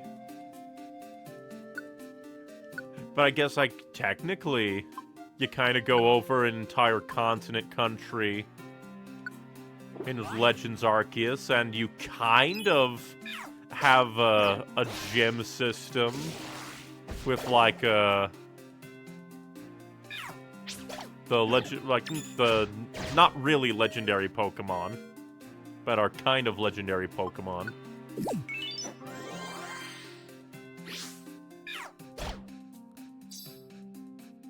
Go ahead and quick attack if you can.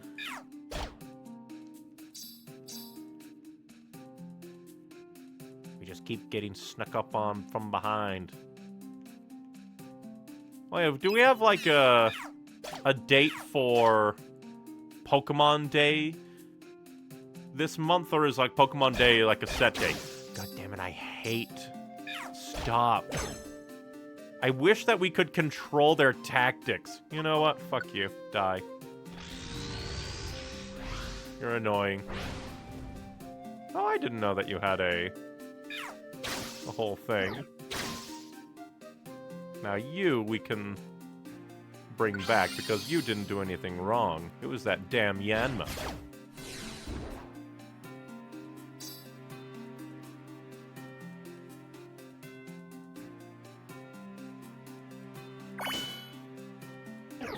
One too many times you got snuck up on and continue to fight. But I wish I could just control them and make them go. I have thoughts, TM, on Scarlet Violet, but still worth it. I'll say Legends is actually the Pika Pokemon outright. It's just so good. It's so good. I put it down to this. A Pokemon game is pronounced by if it's turn-based JRPG systems involving building a party of Pokemon you find within the wild. I guess that kind of makes sense. Well, actually, Pokemon Day is always the same day because it's released on... it's the release of the Gen 1 games, the 27th. Then, like, let's hope that there's something about Legends ZA there. And as well as, oh, please let there be something Pokemon Mystery Dungeon. It's the 25th, or the 20th anniversary. Isn't it? No, yeah, the 20th anniversary. My brain is just mush, you see. How long have you been here? You are? Why are we approaching her in, like, such a spread-out cornering formation? Did you maybe come to save me? Yes, I'll be fine. My wing is still damaged a little, but I can go. Teleport Gym away! Which, again, looks like a Magna Gate to me. Which could just be a coincidental thing because it's just circles. But it just, like, it very much resembles that to me.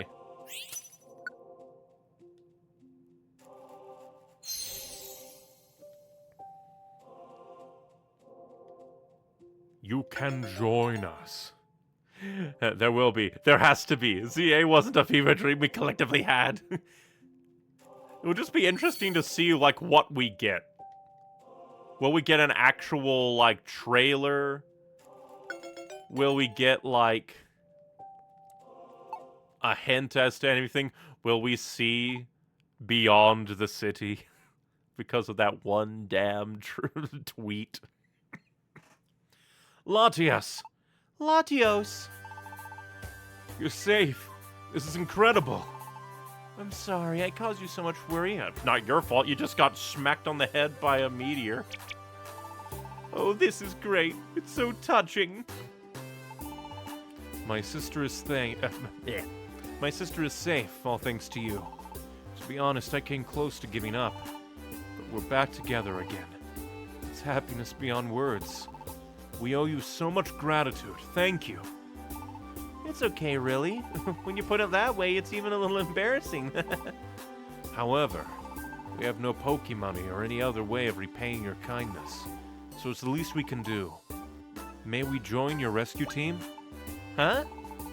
We would like to join Team Evergreen and help with your rescue work. Would that work? Would you be willing to accept us on as your rescue team? Really? Of course we're happy to have you. Neon, you're on board, right? Done. You're our fellow members from now on. Great to have you. Thanks for having us. Delighted to join. Latios joined your team. It has the rare quality of mind over matter. Wonder what that is. And shared happiness. Very cool.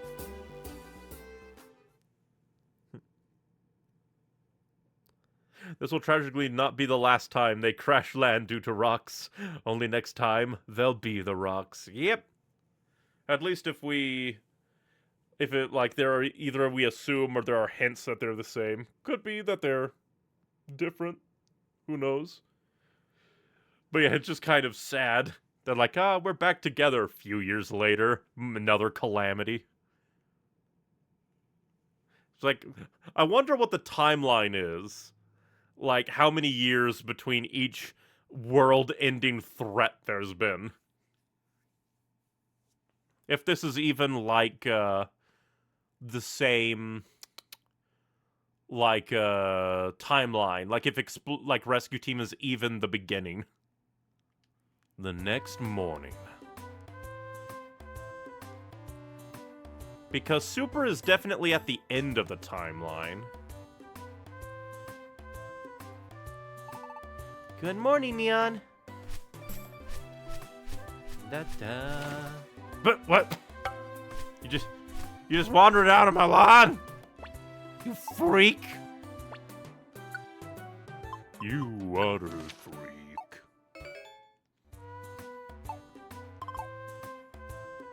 You there, freak! There are two Pokemon whispering by Wishcasher's pond. They're so shady. They were talking at the edge of the pond as if to hide. I'm so curious. Oh, they're definitely in order? That's almost certain? That's kind of neat. Oh, I want to look at this way. Wrong button again, I'm a fool.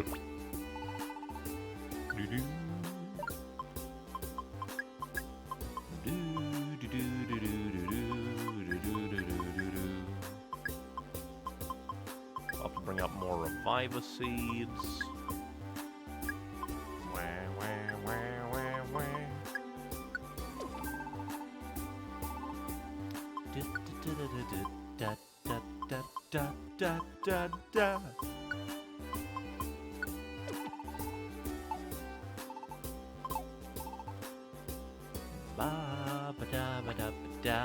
Let's see what you have on store.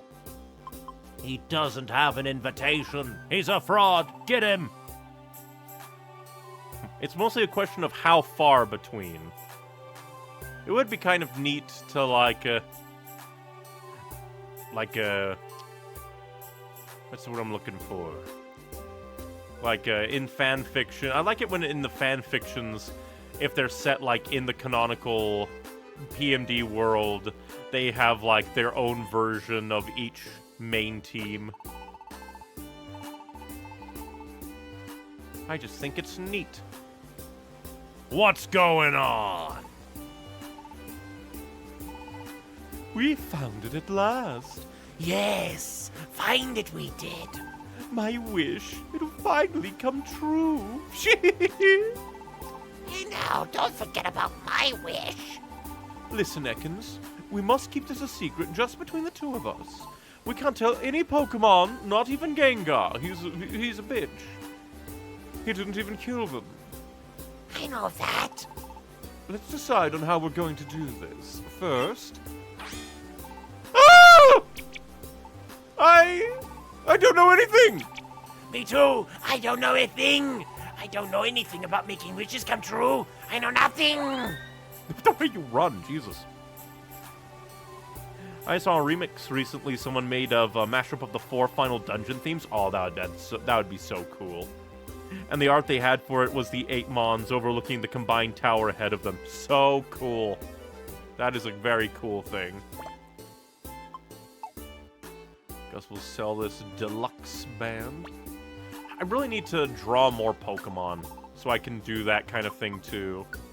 And sell, like, draw my own, like, PMD teams more.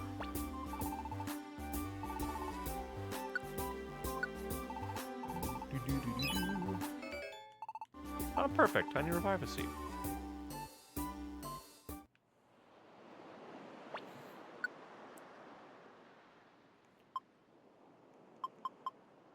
Well, that's kind of Joyous Tower.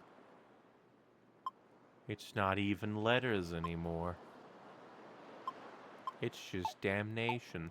But considering that we're right where I want to be...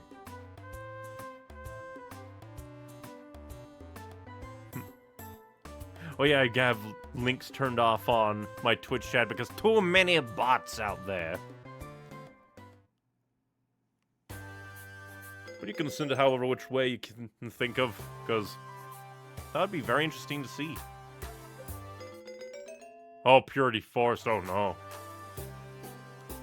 But... we'll just do the simple thing and just run through Tiny Woods. And just, like, go super, super fast, because... for this, all we have to do is, like, go through And then, like, 1 or 2 days or something, the next part should be available. I should have taken you, because then we could have extorted you. My brain was locked onto recruitment only. Ba-da-da-da-da.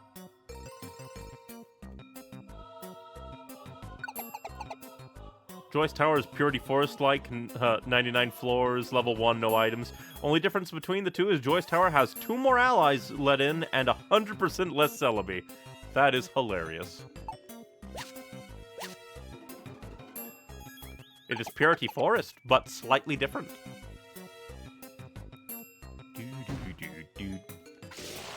Die!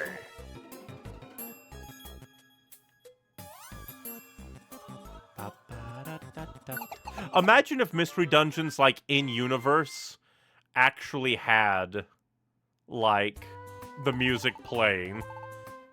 I think that'd be funny. The next morning. Each dungeon has its own built-in soundtrack.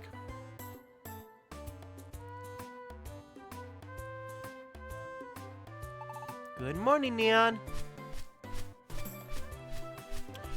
But I didn't mention it, but I do like that they had a Mr. Mime here, just so that you would see and be like, hey, what are you doing? And he'd, like, tell you that something's happening at Wish Cash Pond in case you would have missed it.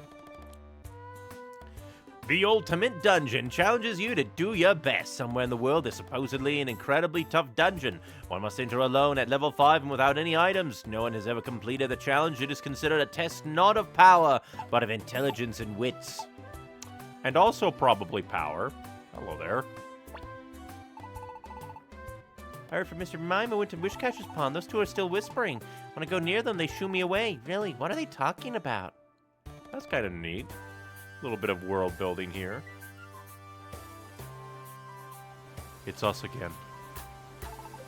You ready, Ekans? I think 2 of us going to the dungeon is the best idea. If either one of us falls before the end... Oh, I get it.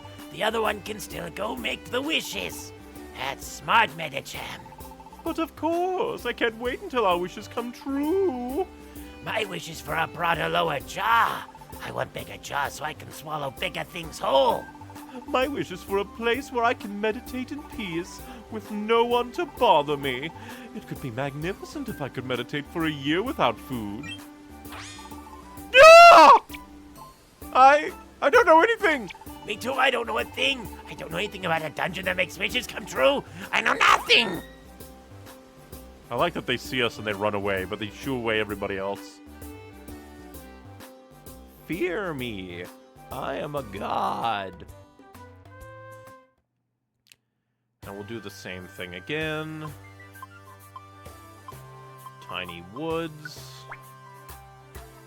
Just speedrun this.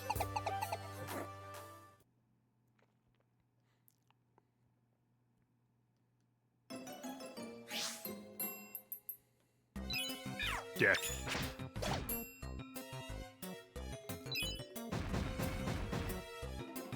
Just plow through the walls. Nothing will stop us. We just alter the terrain as we walk.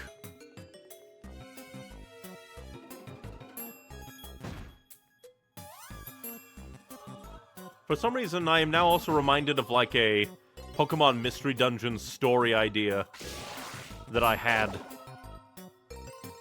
Where, like, basically, it's more vibes than story currently in my brain. But my thought is, like, it'd be neat if it was like a medieval knights, swords and sorcery kind of vibe of a world. And, like, there are these, like, Arthurian knight kind of Pokemon that are of legend. But then one day, they return after a long, long time of being missing, and they're utterly insane. One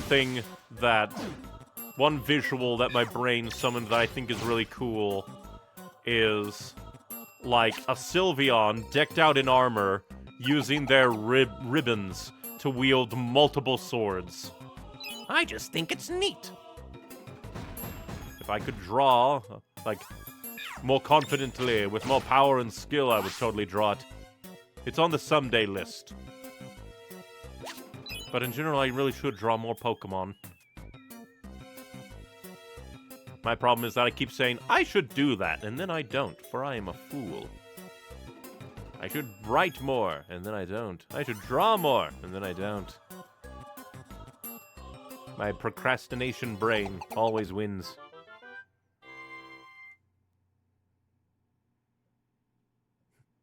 They know Noelle will sick her girlfriend on them for information.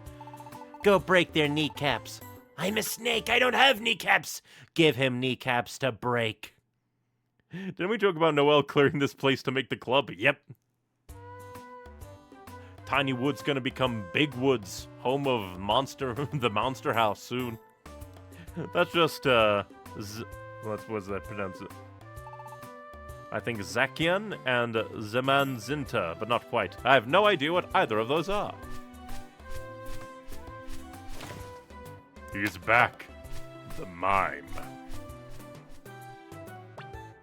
Doo-doo-doo.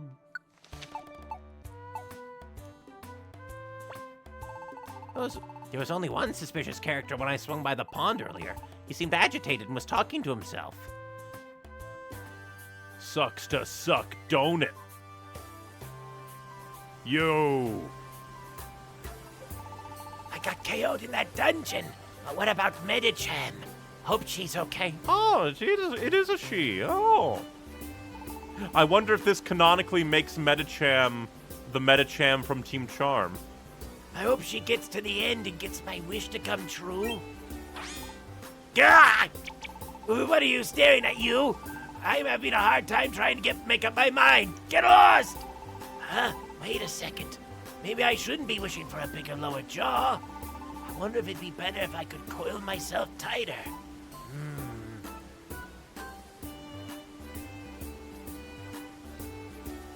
Ah, the Sword and Shield doggos. She and someone else found a random Lopunny. And then they went and met Wigglytuff just out and about in the world, in the universe.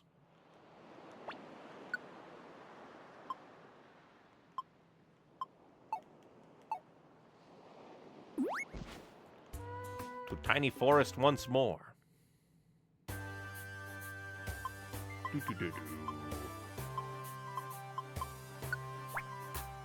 I wonder what the difference between a woods and a forest is. Is a woods like kind of... Like I could see maybe it be like how densely packed the trees are or something. We will let you come along so we can extort you for cash. Do-do-do-do-do. And now my brain went, I wonder how a Latios or Latias would pole dance. My brain is tired, and it goes places. The main difference between woods and forests is the amount of tree cover and density. Ah, I knew it. Forests are larger and have denser canopies than woods. Neat.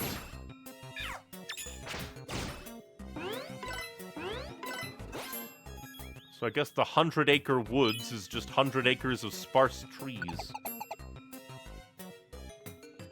A few of those acres would have to be, like, forests, I guess. You dare absorb me? Die.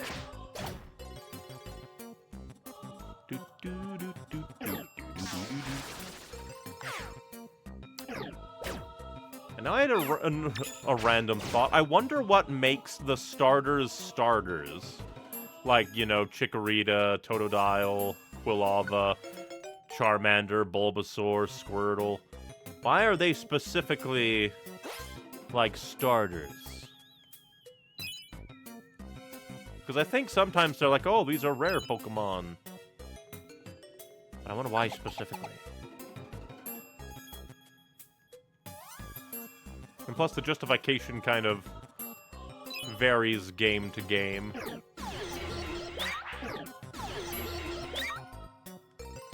Prepare for death.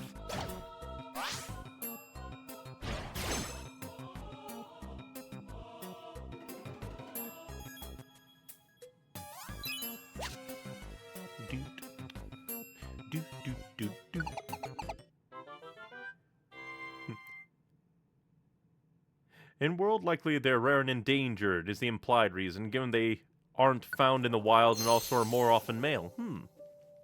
That's true.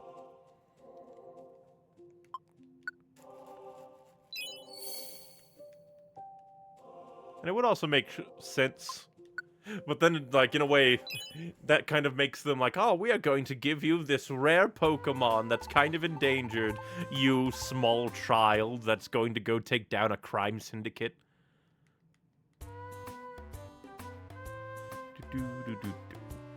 Though it's also implied they aren't de facto starters just because there are starters. Very true.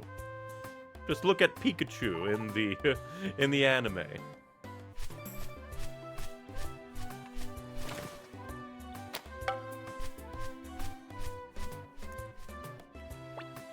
We're an edge case, ultimately.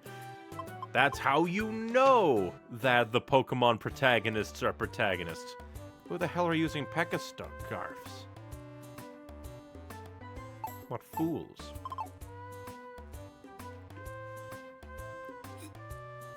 Well, I guess we'll learn where Ekans is. The shady character from Wishcash's Pond is now in front of the bulletin board. Well, then let's go. Bouncing from the back. Oh no, Medicham went down. What should I do? Blah.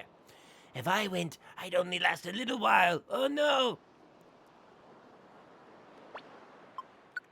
Now, are they talking about, like, the place that Medicham went, or Club Monster House? Wish Cave. This is Medicham. Rescue me, please. The reward is a secret. Let us go save them. Neon Red, the SOS mail apparently sent by Medicham. My name is Medicham. We had no trouble entering this dungeon, but it's horrible here. It is much too difficult. Ekans, he was defeated right away. It makes me want to scream. Somebody, please help me. The place is Wish Cave. The reward is a secret. But it's really very nice, you can be sure of that. The place in which Medicham is going is thought to have gone missing. Wish Cave is now open for exploration.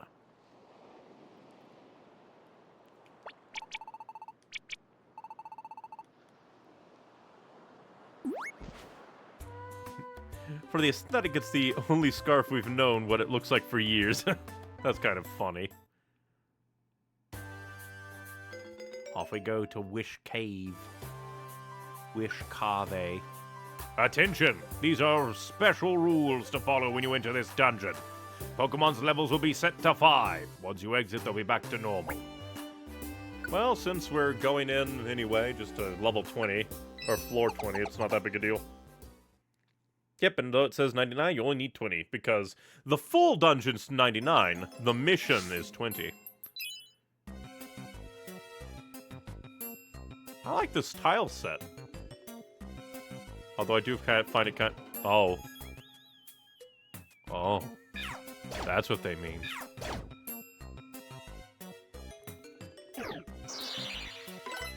Oh, this is very bad.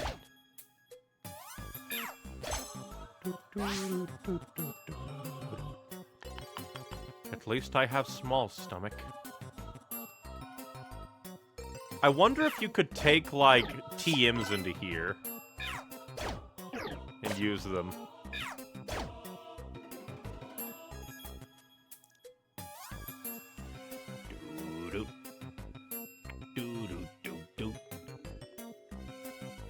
We gotta just full clear this whole place until we find the exit. Until we find the egg. Shit, and I don't have my aromatherapy.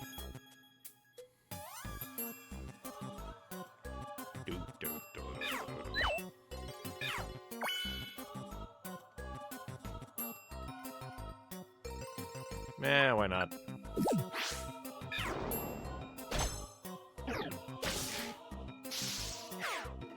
I'm here to kill you, you missed idiot numb.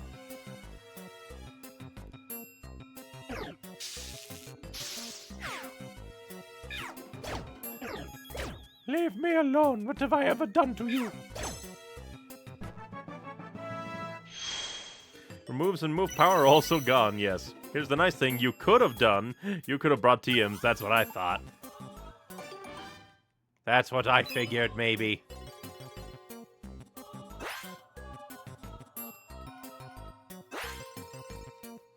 We have come to murder you.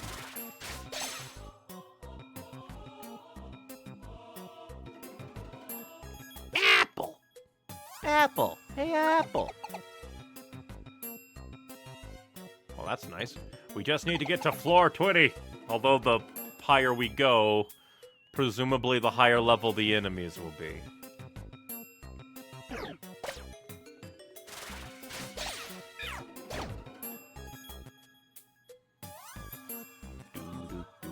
But I really like the tile set here.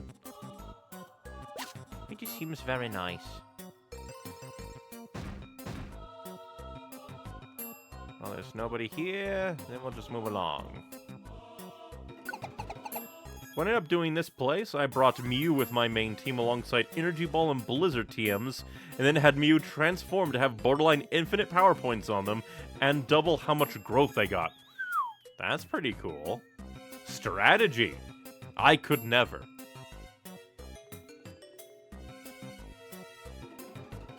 Absolutely never.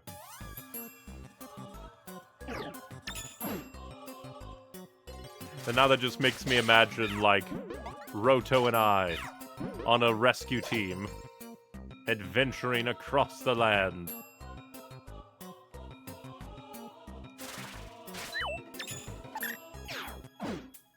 How dare, die. The one brain cell does not allow for strategy. Some strategy, but I often just think, oh, I'll just go ahead and do it. Like long-term strategy, not so much. Well, that's just very mean. That's very mean. That's very, very, very mean. Well, don't worry, we can say that because it... You are very mean. I just wanted to get to the exit.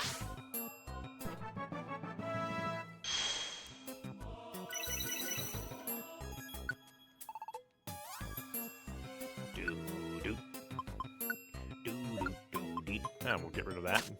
Sticky apple. I feel like I'm just Noel in this team. Just less, like, super business savvy. Less likely to make Club Monster House.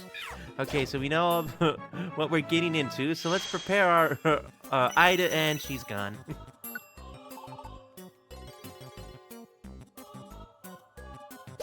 Precisely. Because, like, obviously our normal items could do just fine. Why overthink orbs? Just go beat up the boss.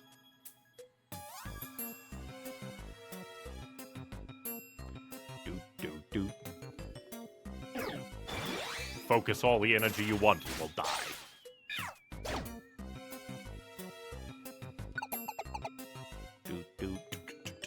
Oh, hey, a TM.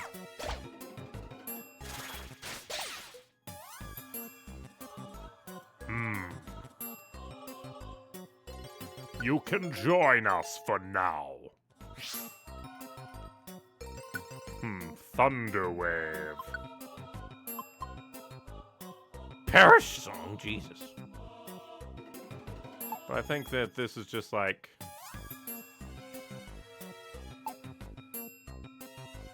not the best. This is how Kyogre killed you. It's like, yeah, but I came back and we beat him. But inefficiently. Inefficient isn't a word. Noel then goes, But I could make it a word. And become the inventor of a word. Everyone will know my name by my word.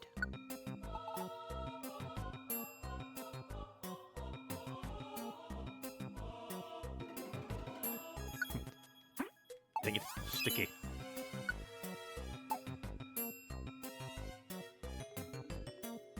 And now I'm imagining, like in this world, it's just like Noel thinks, We're gonna be known as the greatest rescue team ever. years down the line. They're the most well-known, like, strip club of Pokemon. This kind of dungeon is where sticky items become the bane of existence. It is very mean, isn't it? Die. Die again.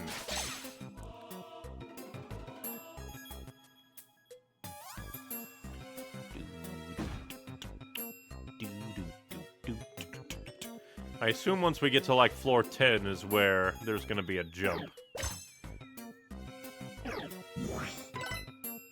Probably should have just walked backwards, I'm a fool.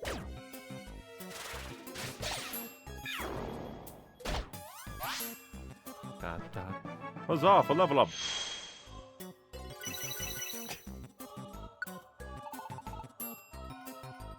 Ah, quick attack is definitely good. Get rid of that Paris song.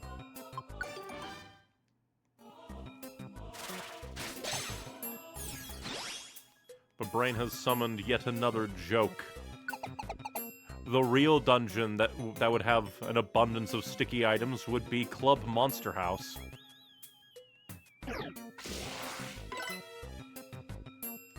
Take out this monster. Kill him now.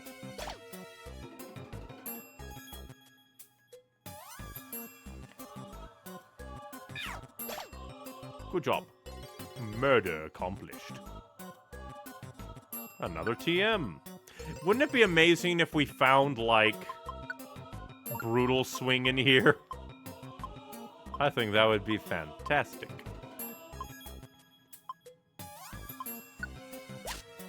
I guess we could eat this before we go.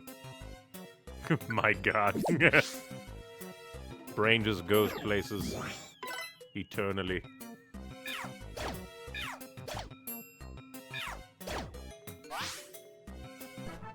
I feel the club would have a firm hands-off-the-merch policy. Unless they're like a super VIP who is trusted. Then they get to go to the special floor. Someone who's banned or someone who's untrustworthy, they can't go to the special floor.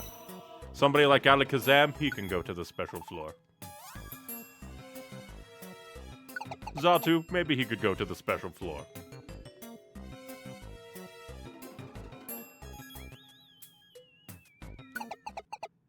Floor 10, this is where demons come to be. Oh, well, what fun! Sandstorm immediately.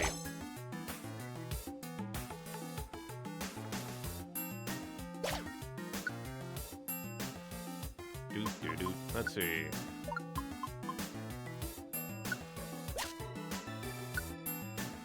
Go ahead and eat this.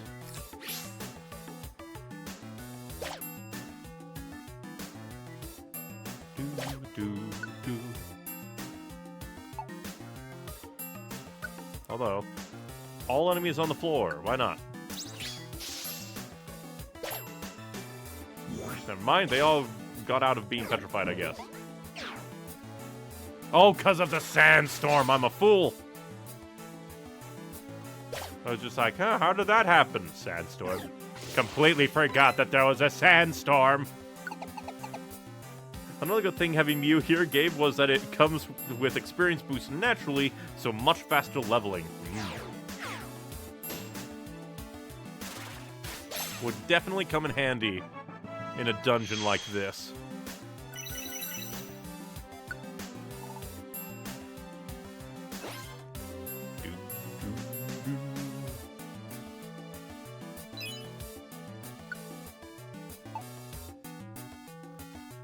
Love the music in this game. It's so good.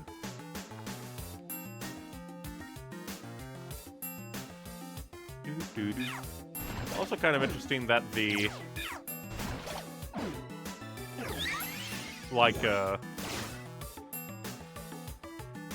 tile set changed from the looks of it.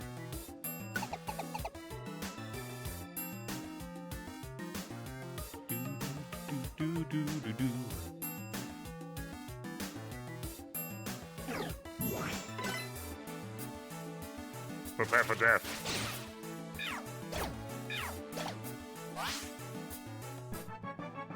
More level up. Booyah. Level up. Dead. Oh, hey! Geralt! Get! You teleported to the same room. Idiot.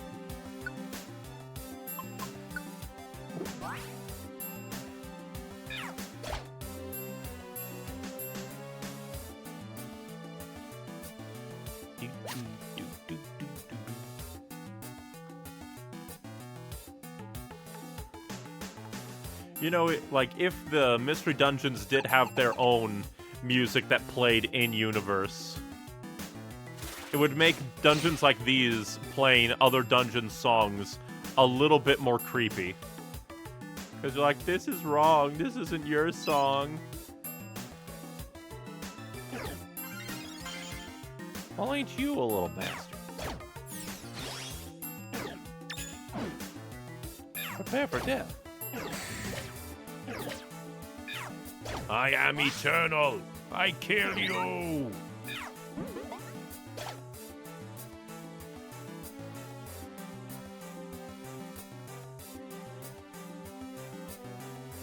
Although now I'm imagining, like, Mew going all the way through Wish Cave. They get to the end, and Jirachi's like, Wait, Mew, what are you doing here? I wanted a wish. What are you gonna wish, lollipop? Why would you want to wish for a lollipop? Because I want one!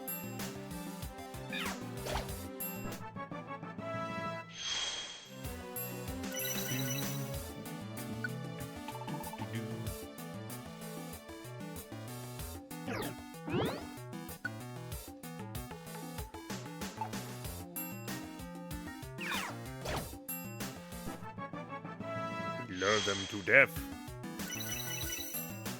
I level up like crazy. We all level up like crazy. If only we could summon, like, Makuhito's dojo. Just right into the dungeon.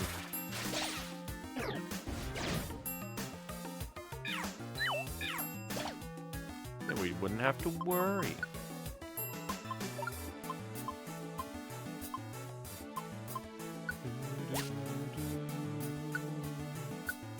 Don't need that. Heal and belly. Hey, Lord, we definitely don't want that. Go ahead and eat that for health and belly.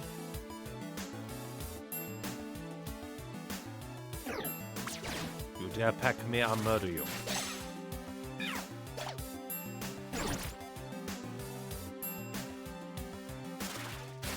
You apparently don't know rock polish. And just charge at me. Damn it! That became sticky. A reviver seed? I guess not the worst thing. We're not here for a boss. I wonder how a reviver seed works in universe. Like, does it have its limits? If a Pokemon had a limb chopped off right before they died or got knocked out, would a reviver seed bring back their limb?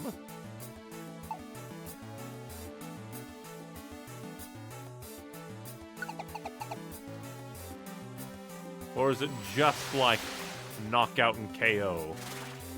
Just considering some of the legendaries have definitely meant to kill us.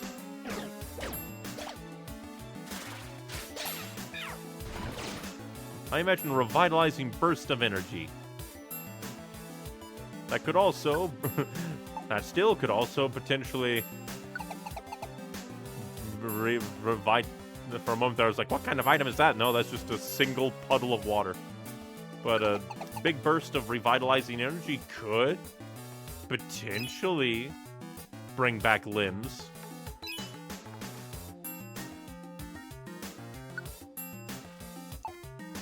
Be gone, Sticky. No one wants you.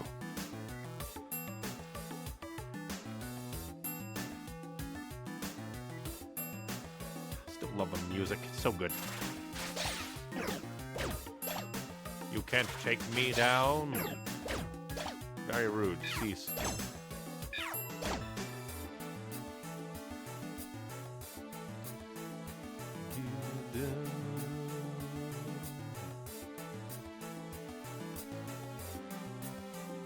Just gotta go grid by grid, room by room, vroom, vroom, vroom.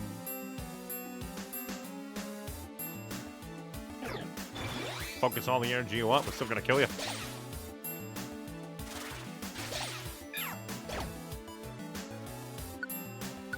Apple knob.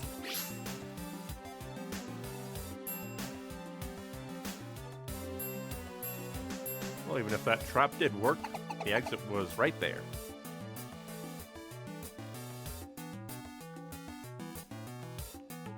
Do, do, do, do, do.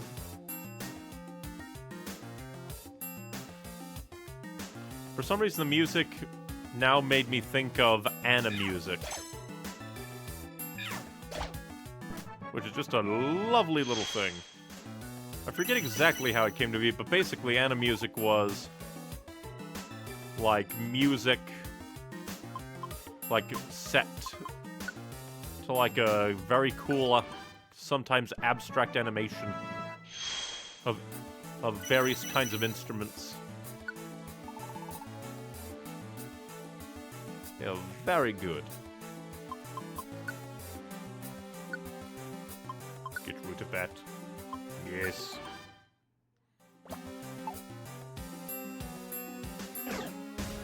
You dare cast Ember, I kill you.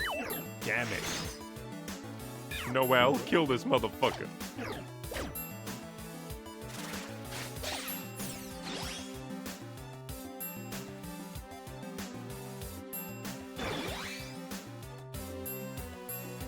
Only one floor after this. Go ahead and eat this peccaberry so that we can get some belly.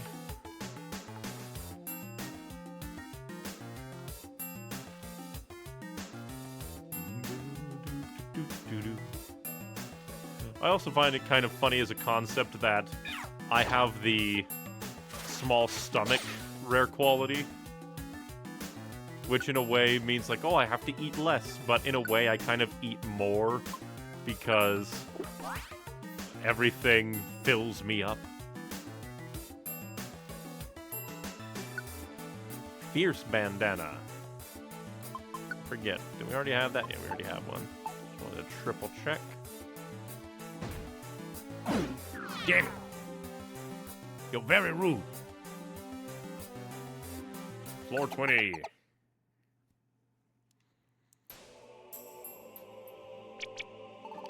Oh my, I can't seem to find a way out. What am I to do? Oh, you? Perhaps you have come to rescue me? Yes, I am so lucky. Oh, it's amusing that I go first instead of them.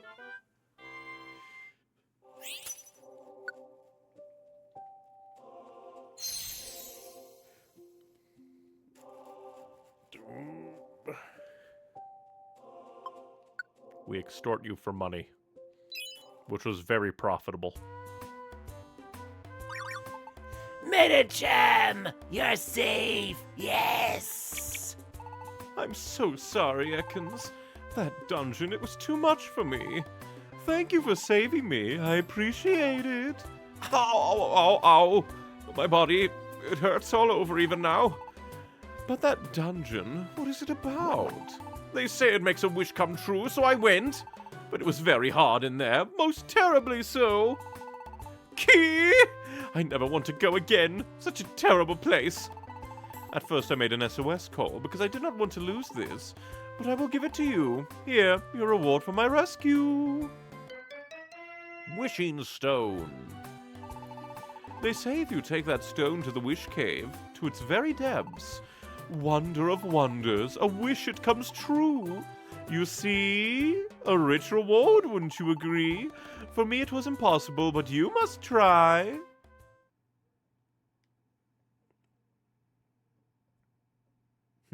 To give a rough time scale from starting this next chain of events to end, it was roughly an hour. Then I guess we can power through, see if we can end it quick.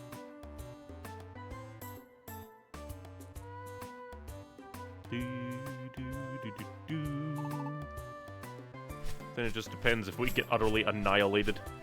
So improvement over OG, the Wishing Stone was originally an item for the toolbox you had to bring, and if you didn't get a wish. Yeesh. Rude.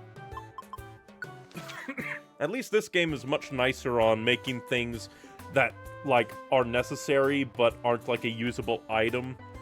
Are just, like, in your inventory, but that doesn't take up any spots. It's just, like, in story, it's in your inventory. Feel a little envious. Teddy Ursa is often seen licking its paws that have soaked up sweet honey.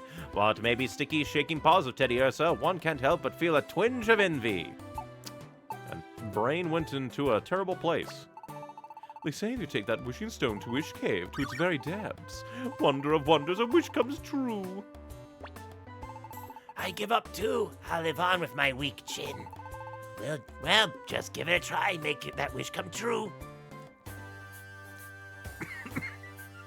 So sad, we'll never see, like, we'll never see Super Chad Ekans. Let me just quickly see.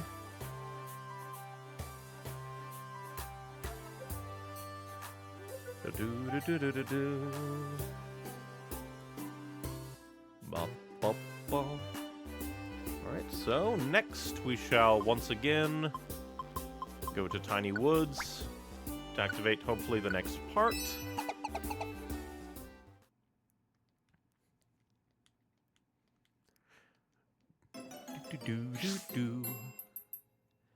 We're just here to blitz on through, and then I'll have to manage my inventory.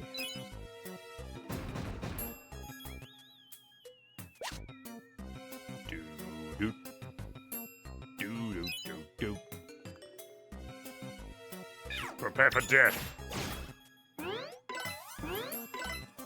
Ba ba ba ba ba ba ba da ba. Ba ba ba ba ba ba ba da da da da.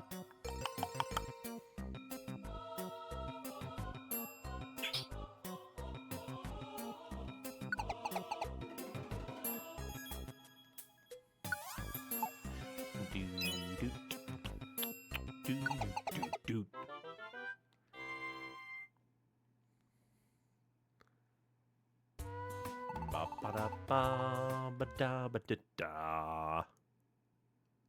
The next morning. Do-do-do-do-do. Would be funny if Gengar was just standing right out there. Good morning, Neon.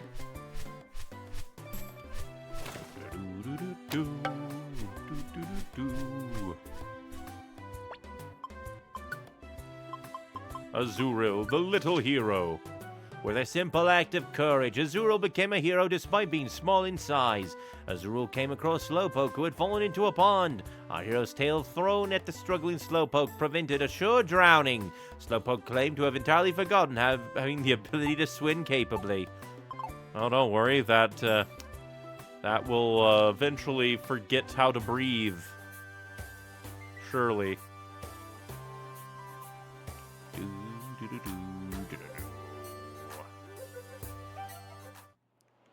Hello there. Say, sweetie, have you seen Gengar around? No. Oh, okay. Something seems to be wrong with Gengar lately. He won't do anything wicked with us anymore. I wonder what's wrong with him. Yeah, he looks like he has a lot on his mind. You think so? His expression looks the same as usual, no? All I've seen is him laughing in his usual mean way.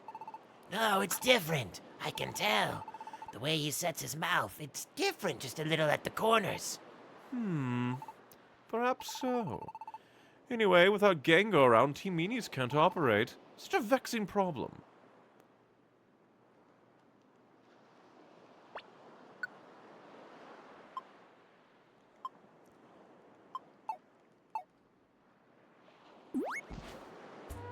And now I guess we go again. Once more. To Tiny Woods. I like to imagine in universe this is just Noelle looking over Tiny Woods, just like, okay, this is the demolition plan. Team Monster House will be built somewhere around here. Although if they did build Team Monster House, like, in the dungeon itself, now I'm imagining, like, the main reason they would do that is just like, that way, if we ever want somebody to never find us again, they can't. And that's where the super special VIP floor would be. A place that only somebody who knows the dungeon could bring you. Gotta protect the merchandise, after all.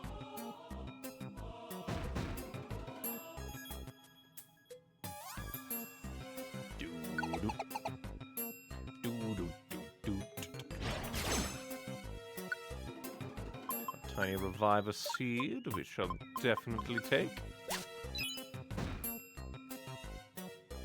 Always take reviver seeds.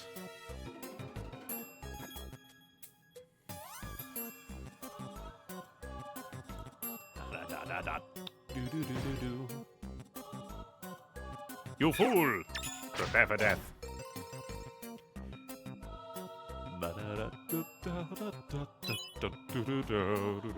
No.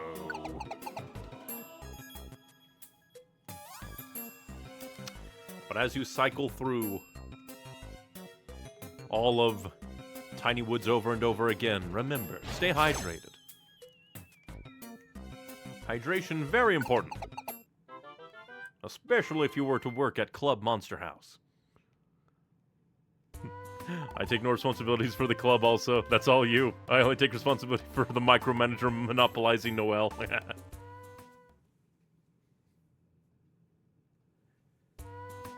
She began as the Mafia.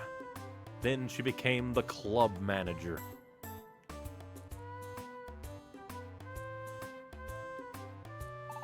Good morning, Neon.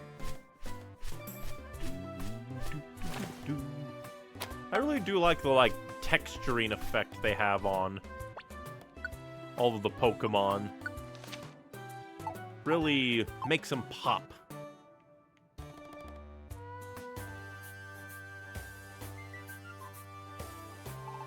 I think Gengar headed off to Mount Freeze. I have heard it's a place that is very difficult. Will he be okay? Gengar wants to meet with Ninetales, that's what I think. What he means to do when he does meet Ninetales, I don't know.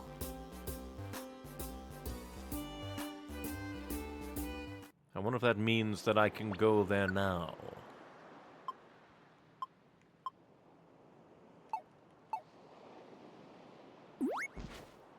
Or if we have to wait for him to get blasted and come back.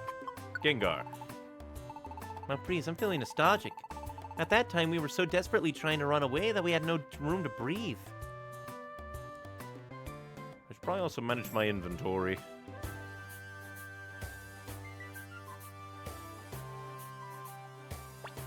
Before I forget at the very least. Yeah, another day of land surveying.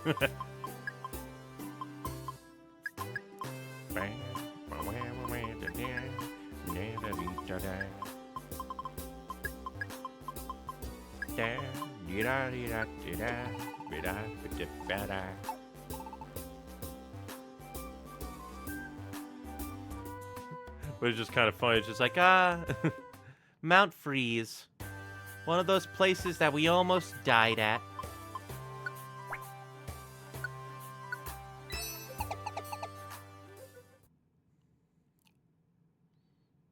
Then again, out of all the major adventures, when have we not been at risk of dying?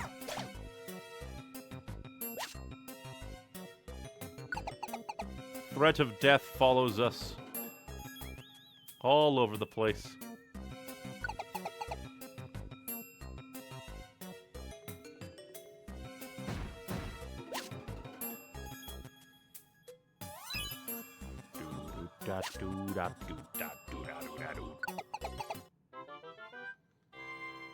One of. one of the many places we almost died.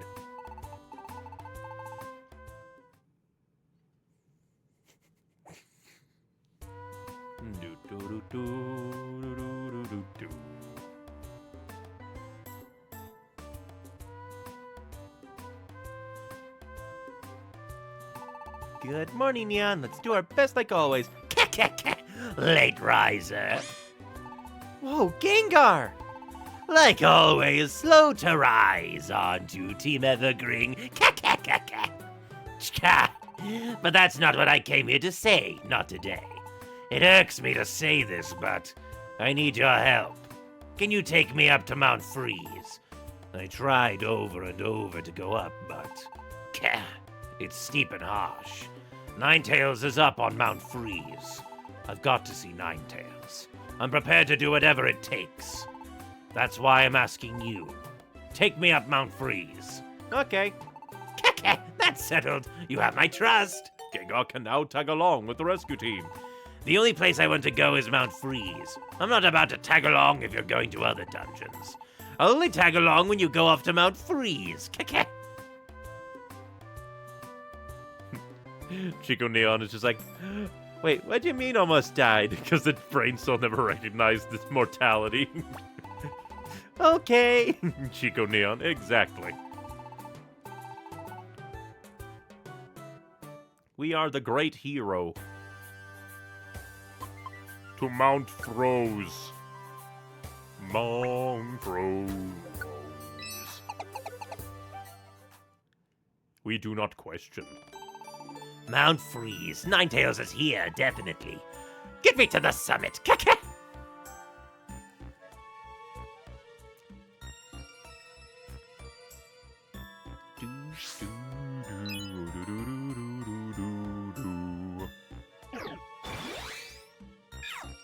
Focus energy.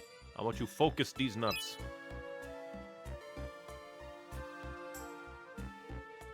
And I really like the overall, like, graphical design of this tile set. It really nails that kind of, like, pre-rendered background kind of vibe. Well, that's not what I meant to do. Oh well.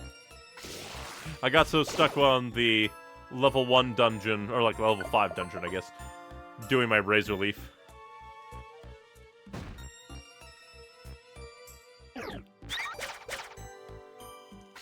How dare you, Fury Swipe. Now you are Fury dead.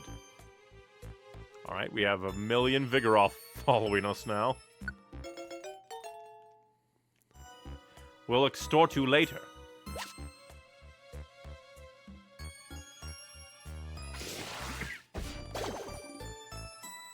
This game's entire visual style and vibe is just wonderful. Exactly. It just works so well with the rescue team, like, story. I wonder if they would change anything if they were to do Explorers DX.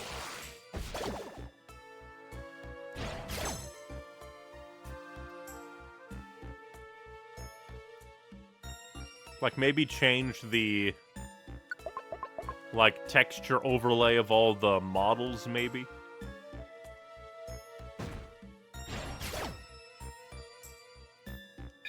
Dang it.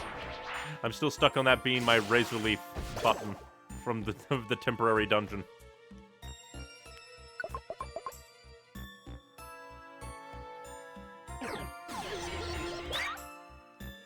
Very rude. How dare you uproar me?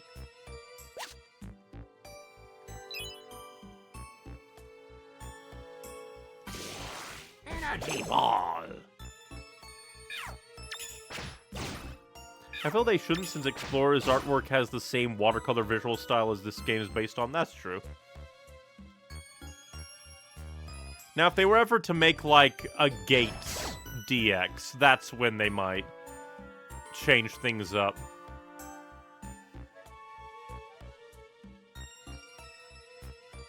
I wonder if it would be harder or easier to do a Gates DX since... Well, I guess it depends if they have all of the like, game files from when they made Gates to Infinity. Because if they still have everything, it might just be easy to just get some, like, make some new textures, some touch-ups to certain things.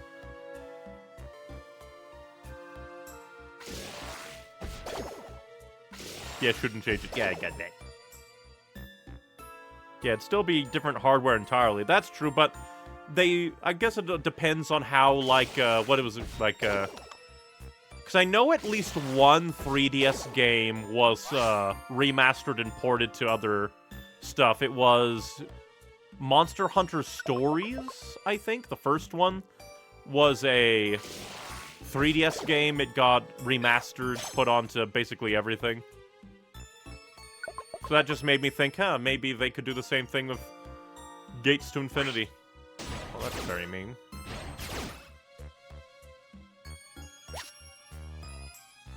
Like, it probably wouldn't be easy, but there is precedent.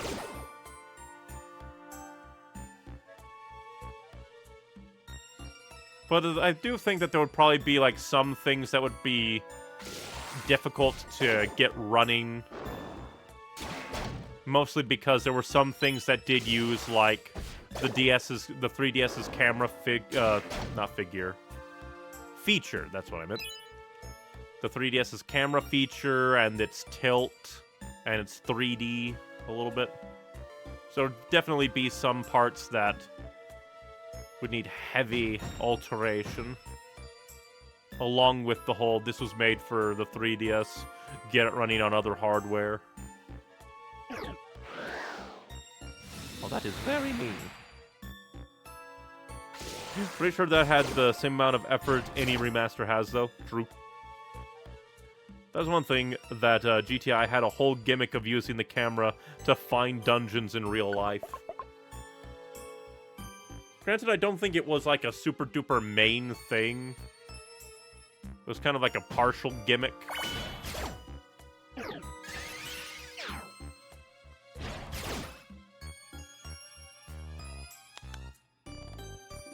Although, like, I feel like if they did remake it, they'd want to try and implement it somehow, but I'm not sure how they could.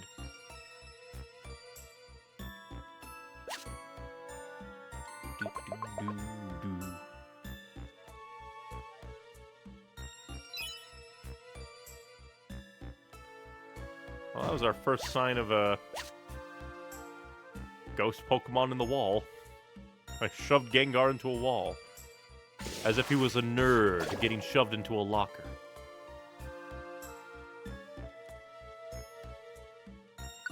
We will take you along so we can extort you later.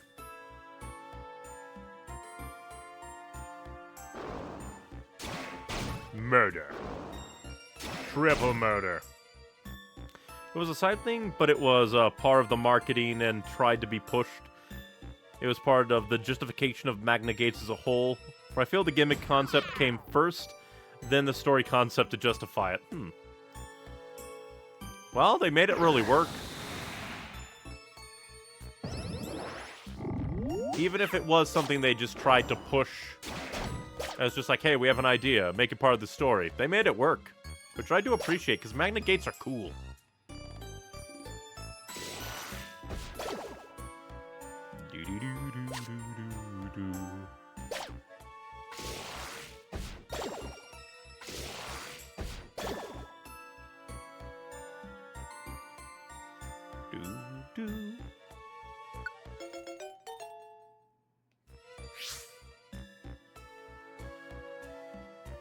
The exit has been found.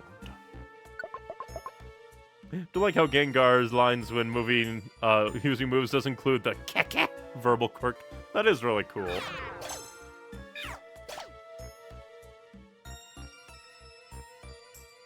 Because that is like a new thing, I think. I don't think any of the other games had dialogue boxes like above when you used moves, so it's pretty cool. Quite like. And the fact that it goes the extra mile to personalize them for characters like Gengar. It's just a very neat. Shows that they went the extra mile.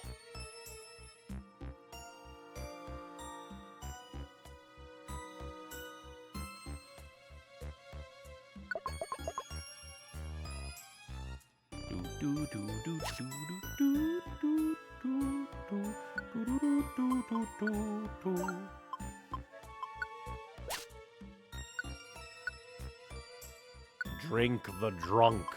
Nyong.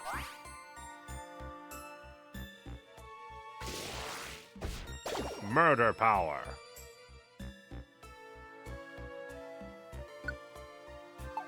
I guess we could just eat this training seat knob.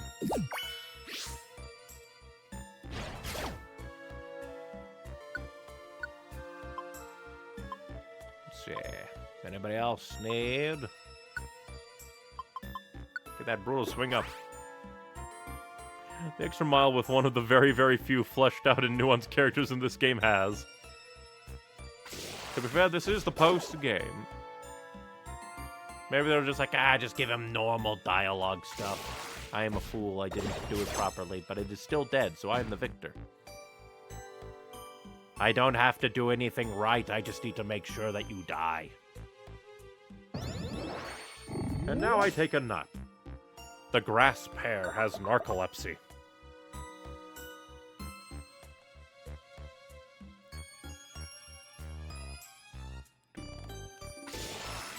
Death.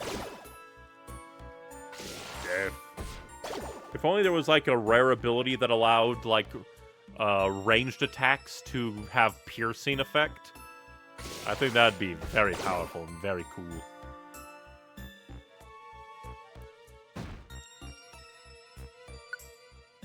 I eat the apple. The apple is mine. Prepare for death. I'm fairly certain that we have too much. Goodbye. You didn't even have a rare quality. And I think I'd rather have 2 Vigoroths than 2 Chimicos.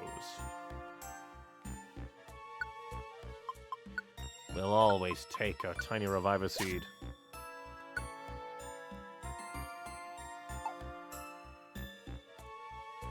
From YouTube chat. Hey, what's up? Not much. We're potentially finishing off the post-game of Pokemon Mystery Dungeon Rescue Team DX, depending on how fast we can go through these last bits. There are, like, other, like, things that we could do in the post-game, but this is, like, the last major thing that I really wanted to do. From Twitch chat, the pair has narcolepsy. Noelle has insomnia. Together, they they balance out each other's sleep schedules.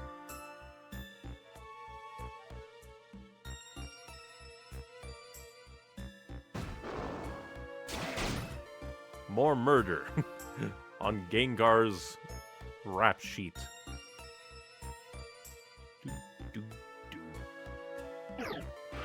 Dang it, more sandstorm.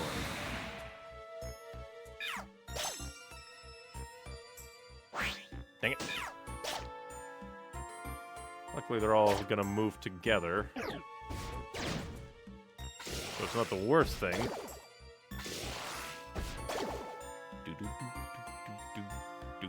Let's see, do you have a rare ability? You do not.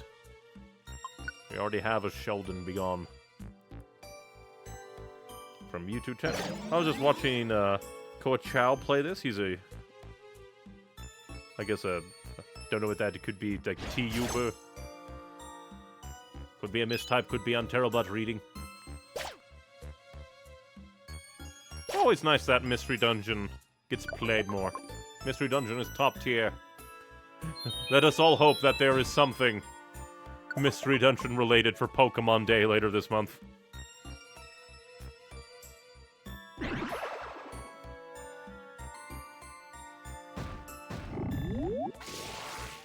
Prepare for death.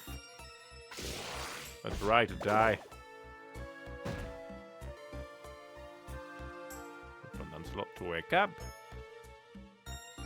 Make our way out. do.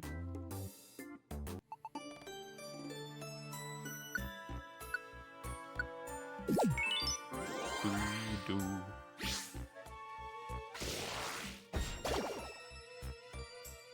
Hi, YouTuber. I just saw the T before the Y, and my brain was just like, could this be an acronym I've never heard of before?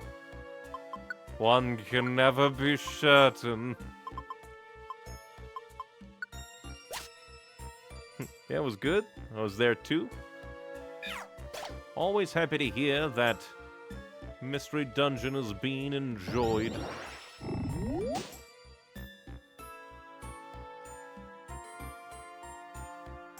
Because now whenever Pokemon Day rolls around, I'll always be like, two things, another Legends game or another Mystery Dungeon game. Give them to me.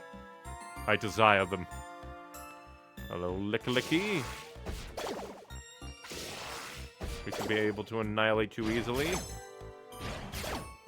Super easily. Give me your box.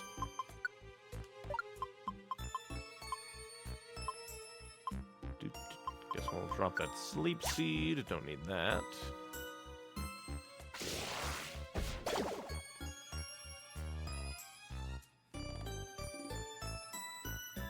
Guess you can replace one of the Vigoroths. Never mind. We can just have so many Pokemon on our team. We have a whole army. And from Twitch chat, we should at least finish this, which is the main thing for postgame, honestly. Because it's, like, more connected to the story than elsewhere, the other postgame things. Because the other postgame things would probably be interesting in this game compared to the original DS and GBA version. But since I already did that, like, on the GBA version and stuff, or the DS version, it's like, I don't have too much of a want to just, like, go fight Mewtwo, go fight the legendary dogs. Don't you dare fail after coming all this way. Don't forget to take me. Of course not. Why would we ever forget you? Our beloved friend and murderer Gengar.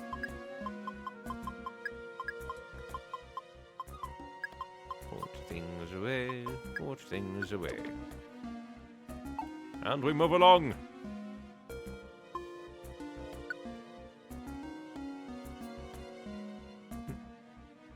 From YouTube chat, it was good. He's still playing it now. Oh boy. Hope he has a lot of fun with it. My bias says I also hope he goes and plays through the others, but the problem is they're not really readily accessible. Because basically the ideal setup for the remainder of the Mystery Dungeon games is a 3DS capture card, which is a kind of heavy ask. It's always the Vigoroth, isn't it? Die. Because, like, Explorers of Sky, I ideally hope that we get, like, an Explorers DX eventually. Because Explorers is so good. Which is also kind of the pity of the, rescue team getting the remake, but it's kind of a catch-22, because rescue team is the perfect, like, beginning to play the Mystery Dungeon games. But then if you do DX, like, you get more of the modern amenities, the quality of life, and the cool stuff from the 3DS games. So if you want to experience the kind of fan-favorite game of Explorers of Sky, you have to go back to the DS, which, like, is so different in, like, how it tells the story, because it's sprites, different in the gameplay, because it's basically, like, still better than the DS Blue Rescue Team, but isn't, like, it's pretty different from Gates to Infinity. Wrong button again, I'm a fool. Wish Cave ruined my muscle memory on my buttons. And plus, just, like, the general fact that Rescue Team DX is the only readily available Mystery Dungeon game now. Well, technically... Well, no, Rescue Team in general, because Red Rescue Team is available on the... on the Nintendo Online. Hilarious. From YouTube chat, I sub. Enjoy your 200. Thank you for being my 200th sub. I'm making it to the big leagues. I'll get that YouTube plaque any day now. Imagine if YouTube did give out plaques for 200 subs. They would run out of money faster than they already are.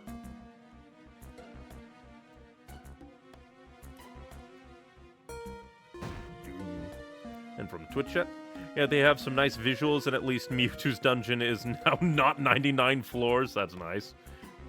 Yeah, because I remember I went and beat Mewtwo, and then was just like, if I want to go recruit him again, I have to go through that 99 again? No, never. I refuse. No matter what you do, you're sacrificing something. Yep. Depending on, like, how you want to experience the Mystery Dungeon games. You play the original rescue team to easily go into Explorers. It's yet another obstacle. You play this first to jump back to Explorers. The experience is all kind of out of whack. Keke! Here at last. We're at the peak. Hey, Ninetales! Where are you? Come out! I guess like a faster version of their intro from before. Keke! Long time known tales. Recognize me? What do you want? Keke! You want to know what I want? Look at me! Isn't it your fault that I look like this? What, you can't even begin by apologizing? It is not my fault. It all arose because you fled. Isn't that so? You fled from yourself as a human, and you fled from Gardevoir. It was I who cast the curse, but you became Gengar because you abandoned Gardevoir. It was Gardevoir that bore my curse, not you. Keh, you're quibbling. Anyway, about that curse. How about lifting it already? You have the nerve to ask that? Keh, that's right. Imagine me asking anyone for a favor.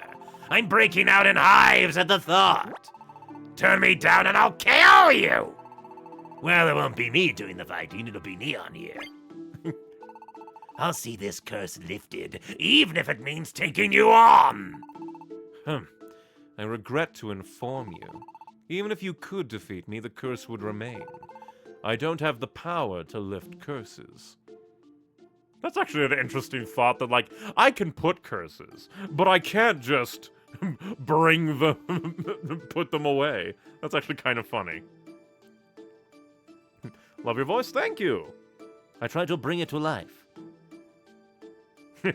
From Twitch chat, excuse you, no one tells my girlfriend to break kneecaps but me. Noelle is the Mafia, not Gengar. What are you saying? We Ninetales are known to be vengeful in the extreme. Once we cast a curse, it is final. Our curses are so powerful even we cannot lift them. There may be a way, however. I became enraged at your treacherous heart, and on it I laid my curse. For that reason, depending on your heart now, the curse may be lifted. Take this with you.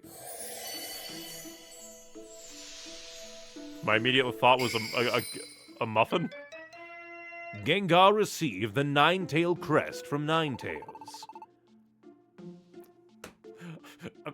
It said Ninetale, as in tail as an appendage of an animal, but Ninetales is 9 stories. 9 tails. The spelling haunts me again. Gardevoir's physical form is sealed within the murky cave. The seal can be broken by that stone, the Ninetale crest. The spelling forever haunts me. Forever. That's the word play. But it's just, why is it Ninetale on the crest? It makes no sense to me. I guess because the crest has, like, 9 tails of the 9 tails. The 9 tails of the 9 stories. Who is a fox of 9 tails? Gotcha. We just go to this murky cave and plunk down that rock, and that breaks the seal. So goodbye to curse. How do you like that? It's ridiculously simple. There was a way to lift the curse after all. You had me scared. Hey, I kept you waiting. Let's get home, Kaka. Also, technically, doesn't Ninetales having the Ninetale crest mean that they did indeed have the ability to remove the curse? It's just a little bit more in depth than just waving their hands. That oaf. He has changed in many ways, but he is wavering. His old and new emotions are clashing within his heart. If he would only realize that upon reaching the murky cave. If he does not, then it's all for nothing. From YouTube chat, bro should be a voice actor. If only! It's so hard to get started. Oh, so difficult.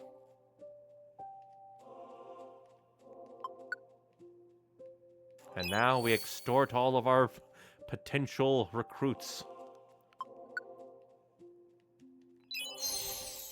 Like, soon we'll be able to probably just get all of the remaining camps, probably.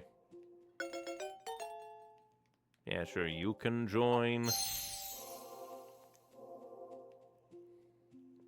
And since we don't have one of you, sure, you can join.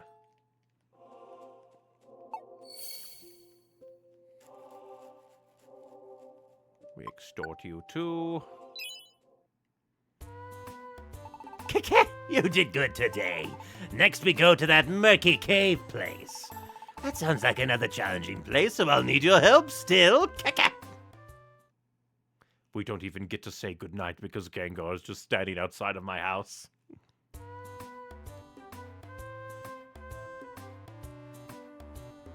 An identity crisis. From Twitch chat. Exactly. You'll have all the camps to not recruit anyone still. Exactly. Good morning, Neon. As always, let's do our best. Late riser. Whoa, Gengar, again. It's the murky cave next. I'll need your help for that. Then we'll go to the murky cave. Gardevoir's physical form. That's where it is. For my sake, Gardevoir. Nah, that's not important. I just feel like going. Okay, go there for me. To the murky cave. Gengar can now tag along with the rescue team. The only place I want to go is the murky cave. I'm not about to tag along if you're going to other dungeons. I'll tag along only when you go off to the murky cave. Then off we go. Well, first we should manage our inventory.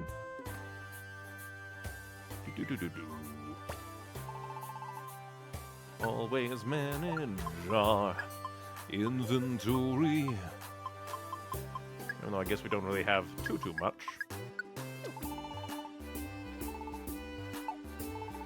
And off we go, I guess.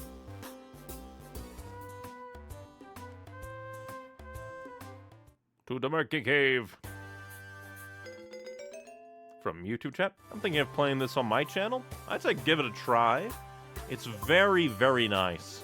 Gameplay might not be for everyone, but it's such a good, experience. Oh, but for someone to see, 19 floors, that's not bad. If I remember, it was kind of hard in the original Blue Rescue Team that I played long time ago.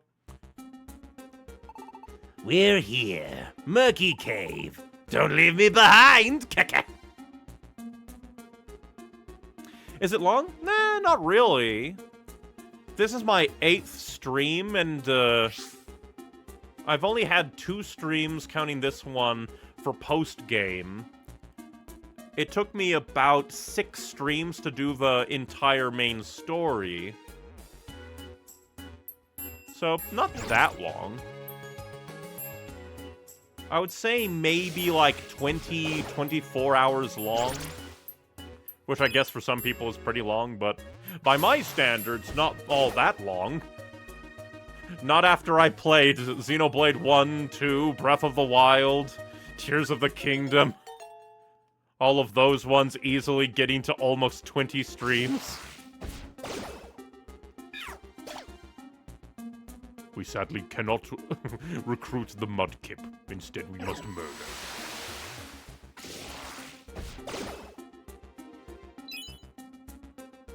And then, was there a Lotad following? Nope. Something set the rain a-going.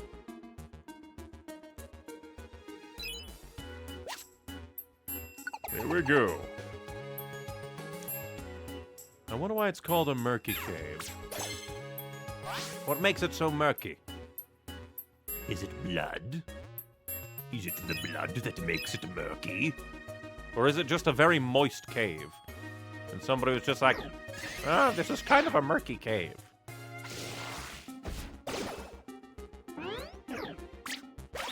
Do not spit at the girlfriend, die.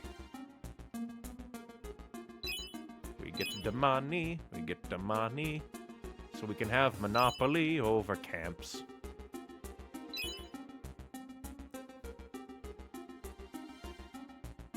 Well, that was just a very long tunnel. I was expecting like a twist, a turn, a room. Nah, just long. Again, every single time I hear this song at this specific segment, I think of Ace Attorney. Well, since we might as well. The Ace Attorney soundtrack is so good. I eventually need to get the Apollo Justice trilogy. Eventually. Because it's so good. I want to see what the rest of the series is like. And I still need to play the great Ace Attorney games. I have the duology. Just too many games. Too many games.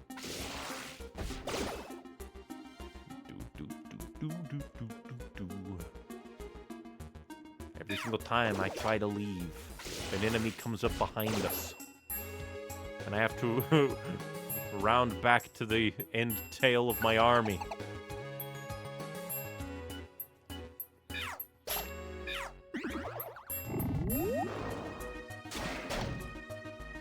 Good job, Gengar. You kill Stole. He would, wouldn't he? Now I'm imagining like a certain kind of trap room in a mystery dungeon game, where it's just like a very huge room with an item dead set in the center. And then once you pick up the item, a different kind of monster house activates. Just to kind of mock you even further. Here's a single coin, and then a ton of monsters to fight you.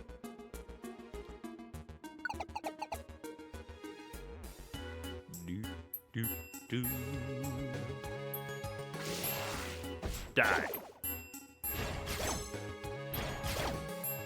Triple death. Out there somewhere, there's a random Lotad making it rain.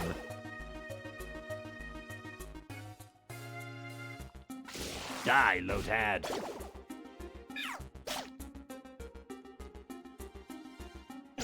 Oh Jesus, a whole army's coming.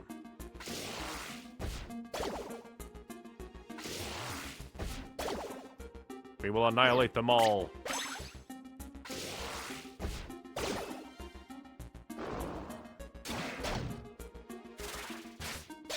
There we go. Damn it. I have been chunked diagonally by a fan. Why is there a fan? Well, I mean, I guess this is a mystery dungeon, so anything's possible, but still.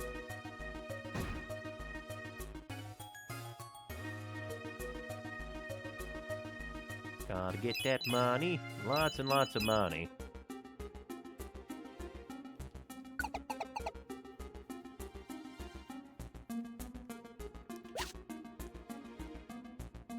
Just systematically. Alright, who's doing the murder?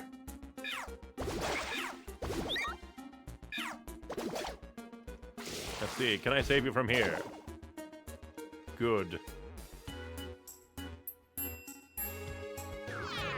The one downside of having an army. You get attacked from the back. How dare you try to water the plant? I kill you now.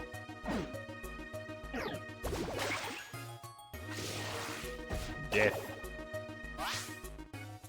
Although I just had a thought. If Lotad has, like, what seems to be, like, 6 legs, where does the extra limbs go when they become Lombre? I am being bullied by this dungeon. How dare?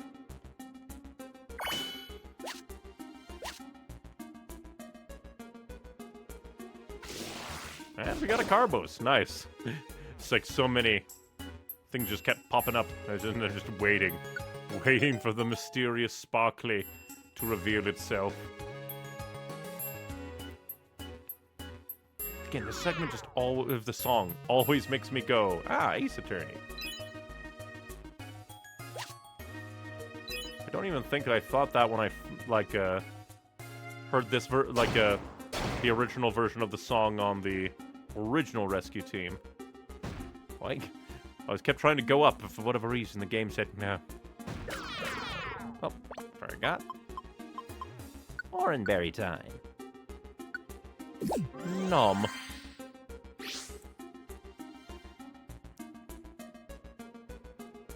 The one room we didn't look at. It's the one room it's in. That's just the way of the pain. Well, ain't you a jerk, cast form? Rude.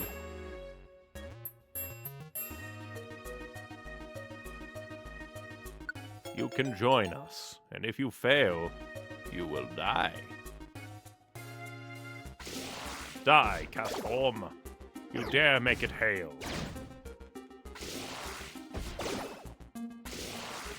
Just utter annihilation on that whooper.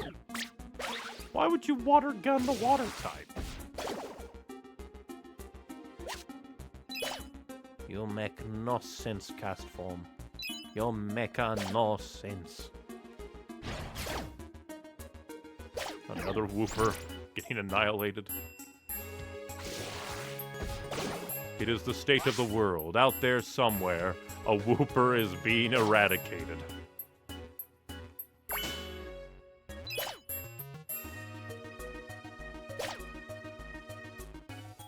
And at least the hail, since it was caused by a cast form, did not last long. Peace has been brought back to the murky cave.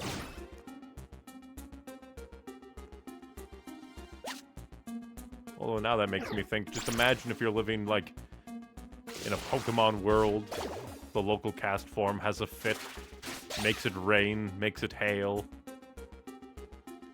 I mean, I guess if you like being surprised by the weather, having local cast forms is probably not that bad. From Twitch chat, did you pick Chikorita? I actually took the quiz this time, because all the other times that I've played a mystery dungeon game, I either, like, cheesed the, like, quiz, or, like, I either cheesed the quiz, or chose the one I wanted to be. This is the first time that I decided, hey, you know what? I will let the game decide, more or less. For the first time. Experience it as it was meant to be. And once we eventually get to Explorers, whether or not they release an Explorers DxO, I hope, we will let the quiz take the wheel and decide what shall be. And then I decided to even let, like, a random number generator decide my partner by, like, assigning each of them the numbers, just going like 1, 2, 3, count them along the line, and then we just got Eevee. And thus lore was born. Do we even have Apple? I don't think we have an Apple. We have no Apple. We're gonna have to leave you to die. Most apologies. Kill the Typhlosion, and be on our way. With our giant army. Every single time I see 2 items from the mouth of a room, I go, is this gonna turn out to be a monster house? Hope not.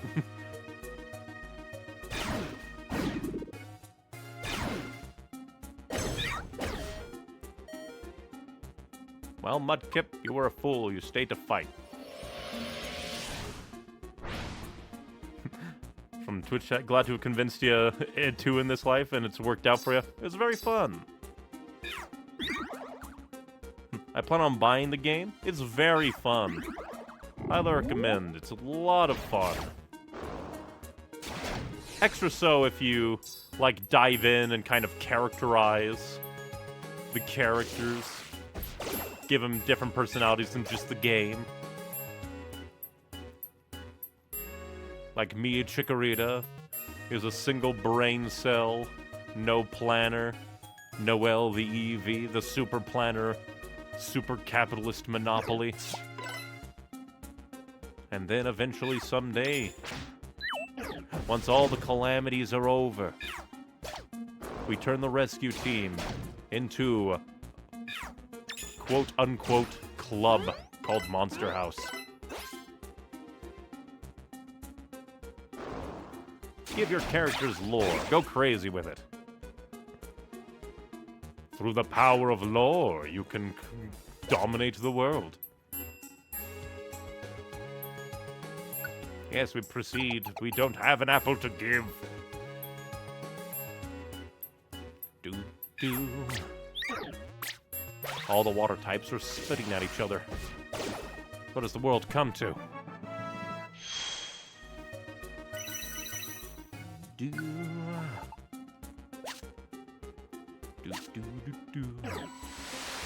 Dang it. You keep making it rain.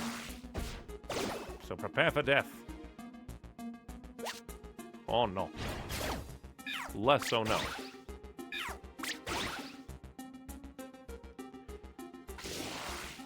Must annihilate them all, so we do not get ambushed from behind again. Jeez, they're all coming for me today. Good job, Gengar. But remember, as you go through a Dungeon of Doom, remember to stay hydrated. Hydration is very important.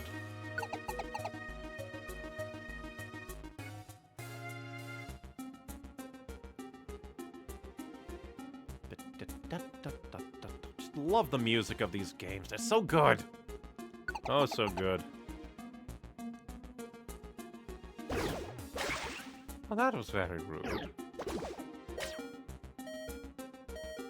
You are being very mean.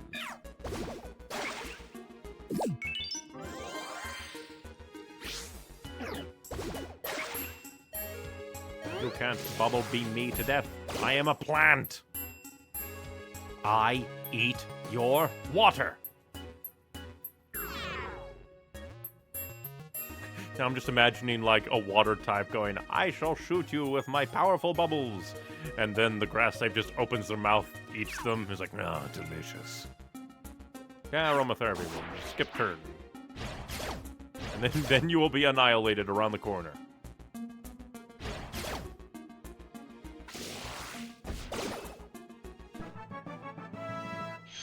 More level ups for the levels of everyone.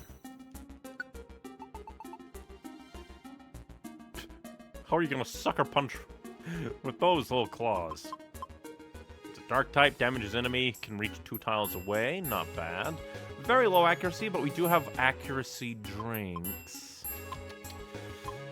But the problem is low accuracy compared to like a... Really, it's comparative to bite, just... Yeah, which doesn't seem all that good right now.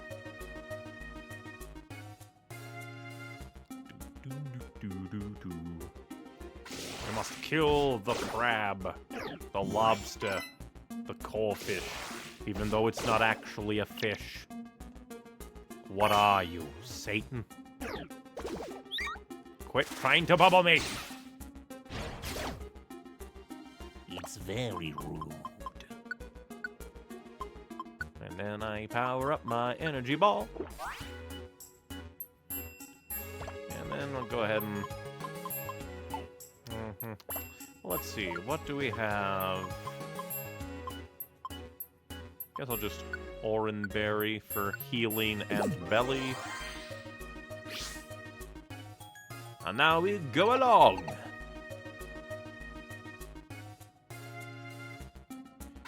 I just know there's gonna be a cast form out there waiting in the wings. So if we run across a sleeping enemy, we kill. And we immediately got back our Oranberry that we spent. Huzzah! Balanced as everything should be.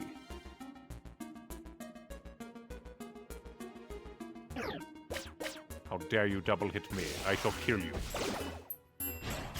If only it was poetic and I did the random chance due to attacks of in a row. Would have been so good. Oh, you dropped the box? Wanna buy a box? Murder. Double murder. The power of almighty murder saves the day again.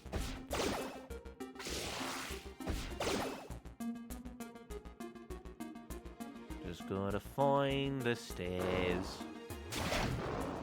At least if Gengar's at the back, he'll typically be able to handle most things that come his way. God damn it. Oh no, they're actually splitting up. That's not good. Well, it was Gengar, so I guess him splitting off from everybody else isn't too crazy. You're just like, nah, I don't care. I go my own way. Even though he specifically asked us to escort him here because he's a weak little baby, incapable of handling anything himself. Even his own, what's the word I'm looking for? Even the consequences to his own actions.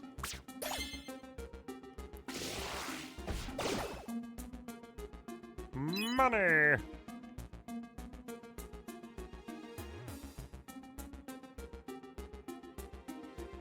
Hey, you just stay at the back and guard the rear, Gengar. We can totally trust you. Imagine if this is all just like a setup by Gengar to stab us in the back. It'd be hilarious. You thought I changed? I was just biding my time. Actually, that would be double hilarious. It's like, I'm conflicted during the main story. And then, in the post-game, it's just like, oh, maybe he's changed. Then he turns around and goes, surprise! I actually got worse.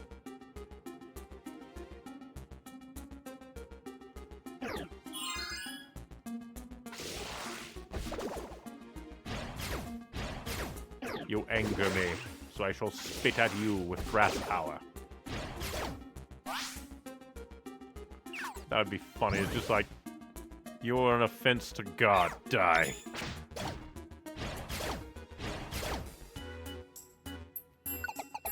You just think like, ah, he's gonna get better. He'll turn around, turn over a new leaf. And then you're just like, I've decided to double down on being evil. Also, hey, Espeon.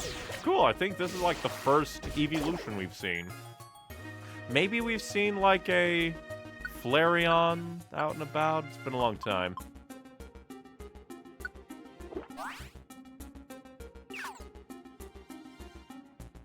Oh, hey, it's an apple. We'll go ahead and eat it. If we run across a knocked out Pokemon, too bad. My apple. You don't get to have my apple. It's my apple. Get your own apple. I'm starving. Too bad. Oh, hey, a Wish Cat. We can annihilate him. Go back to your pond! And dispense great stories that rile up a lynch mob.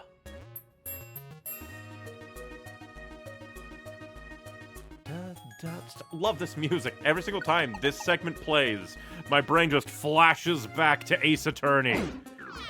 God, the first game's soundtrack is so good. The first Ace Attorney game's soundtrack is so good.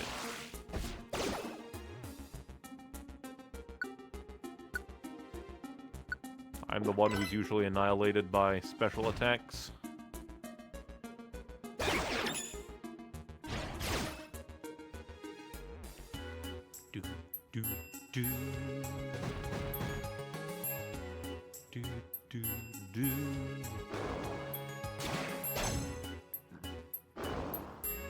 Gengar just annihilating everything in there. And potentially dying in there. No dying, Gengar. You are important to lore. Trump card? What's that one? Damages an enemy, it never misses. The lower power points of the move, the greater the damage it causes. Just considering everything else, it's not that good for me. Oh. Well, that's not good at all. We must kill it.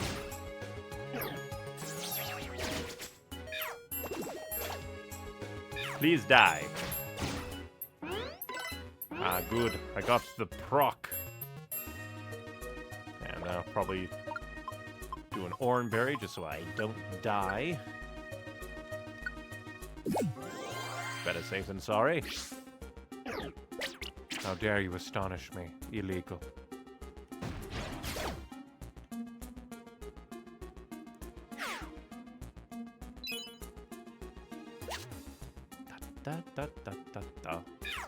Yet another Espion that we must murder.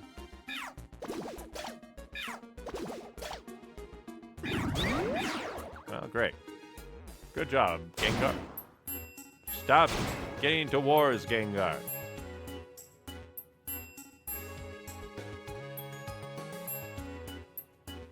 We do not need you just fighting things in the dark.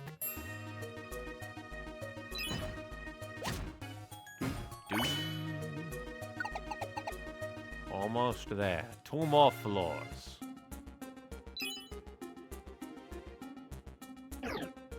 Oh, that's mean. Die. No more magnitude for your attitude.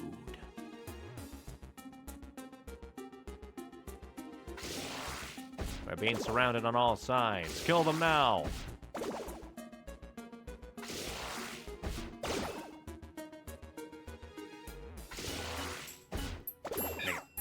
I always think like, ah, this will surely hit.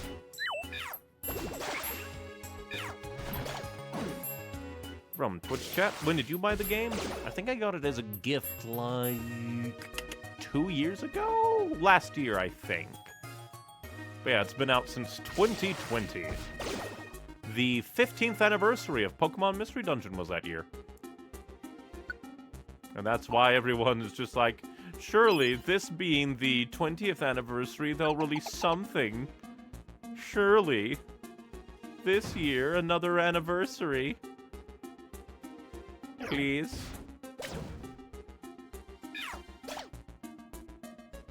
We can only hope. We can only dream. Well, that's very mean. Cease your existence. Quit hitting me and die! And actually, this makes me think. I don't think I've ever thought what Evolution Noel would eventually become. I think we briefly talked about it when we unlocked the Evolution Cave, but it just completely slipped my mind.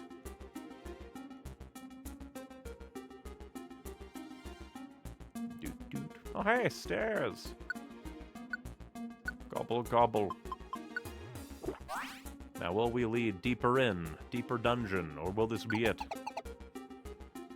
I forgot. Floor 19. Sometimes the floor is indeed the floor. Other times, no.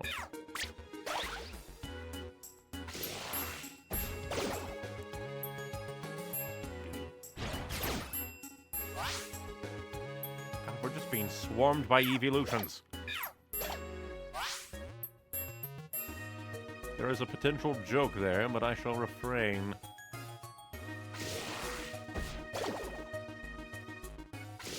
I feel like she wouldn't stay unassuming. That's true. That would be Noelle. It's like, they think they could pull one over on a simple little Eevee. Unevolved little Eevee. Little do they know, they're talking to the master of the game.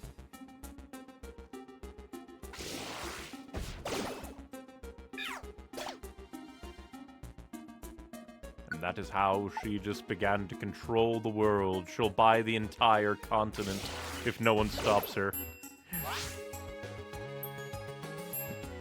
Either that or SB for some reason feels appropriate. And that way she can read her, what's the word I'm looking for? Not opponents, but her competition's mind. We're here at last! This is it. This is the deepest floor of the murky cave. Oh, look! There's a dais! There's a hollow spot.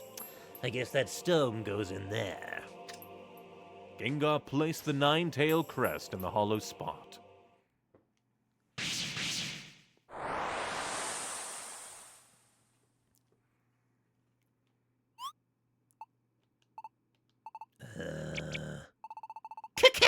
What's this about? Nothing's happening. Huh? I thought I heard something. Did you just say something? The plant potato only has one brain cell. Couldn't even think to mess with you. That's odd. I could have sworn I heard something. Welcome.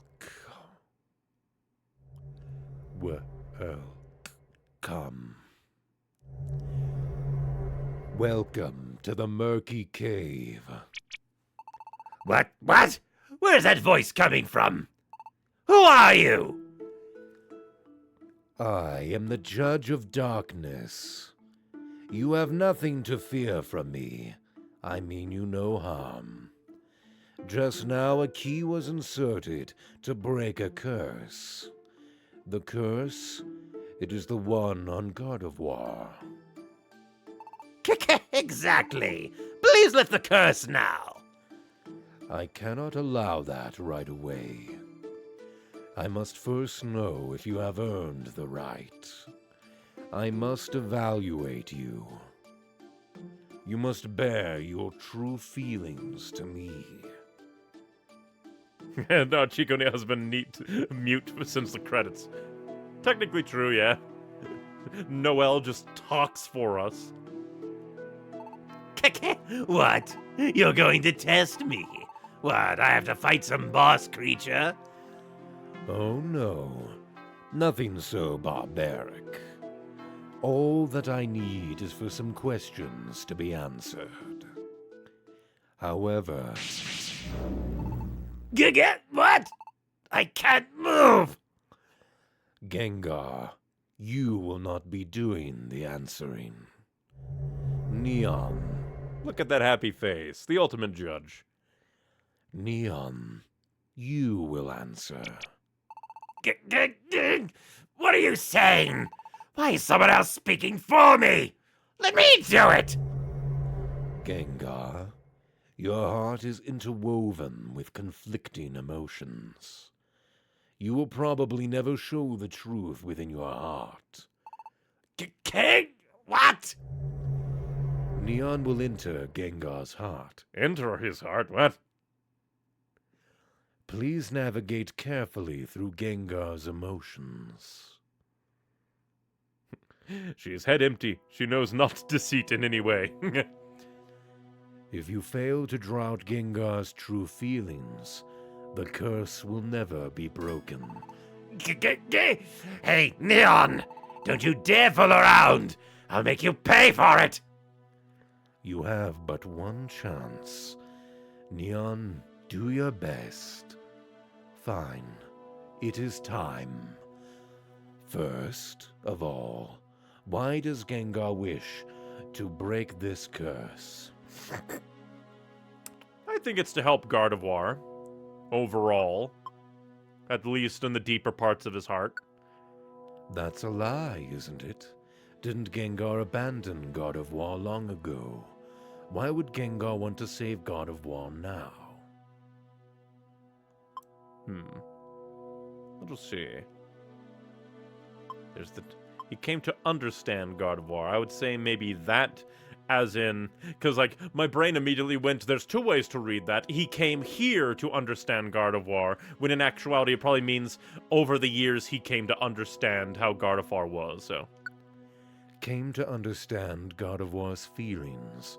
What is it you claim to understand? What do you claim to be Gardevoir's feelings? Caring for Gengar. caring for Gengar. I see. God of War became a presence without a physical form because she bore the curse. But even then, God of War never stopped caring for Gengar. Having learned that, God of War now... not God of War, Gengar. They both start with G. I misread. Having learned that, Gengar now wants to save God of War. It makes sense. However, until now, Gengar had forgotten entirely about God of War. Correct? And now, Gengar wants to save God of War. Isn't that asking a lot? I'd say no. You say that is not so. You believe that this is another matter, and to help is only natural. That is what you believe. I understand now. My questions are finished.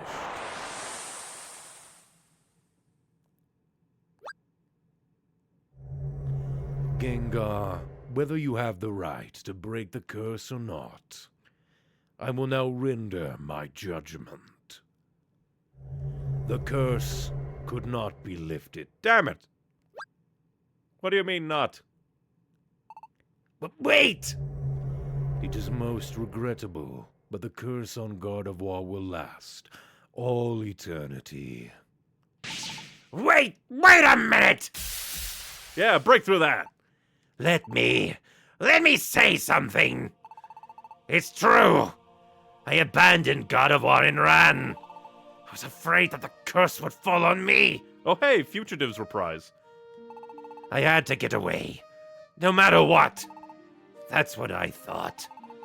It didn't take long for me to forget about the curse and about God of War.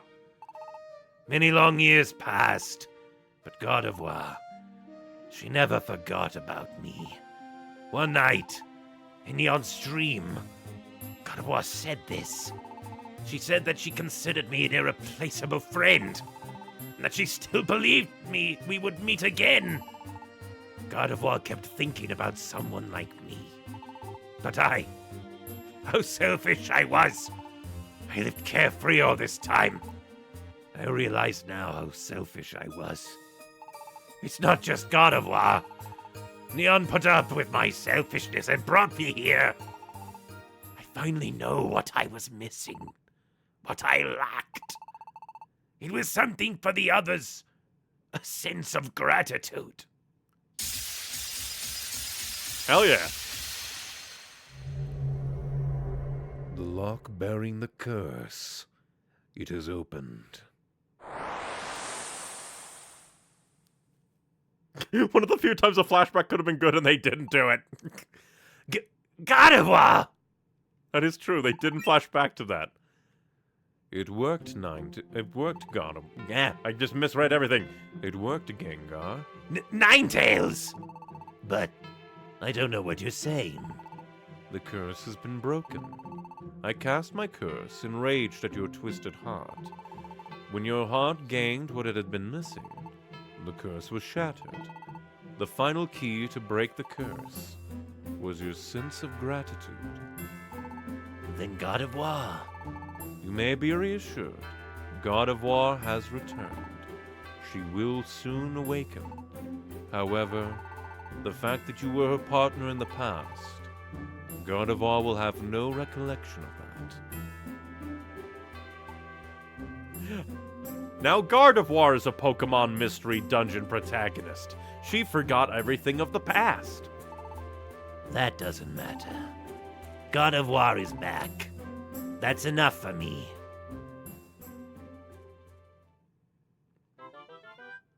We did it! We saved the day!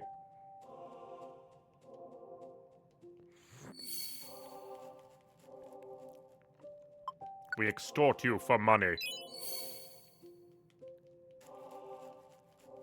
You can join, because Mudkip is nice. The whole scene there is great. It really is. Thank you so much. My curse has been lifted. You did this for me even though I had never met you before. I had no idea how to thank you. From the bottom of my heart, thank you so very much for saving me. Ooh, I think this is a song I don't think I've heard before. Good for you, Gardevoir. Hey, Neon, Noel. Thanks for getting me through this. This is my thanks. Mobile Scarf. Adios. Oh, wait, please. What is it now? Your name. Please, what is your name? The name's Gardevoir. Dang it, why do I see the G and immediately go, brr? Completely wrong. Although that'd be hilarious. Like, My name is your name. Haha, joke. The name's Gengar. Glad to meet you. My name's Gardevoir. I'm also glad to meet you.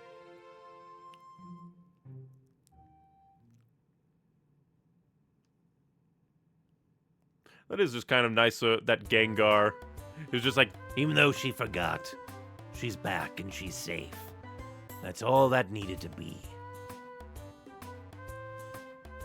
we did it. And I do believe that is all of the post-game that I really cared to do.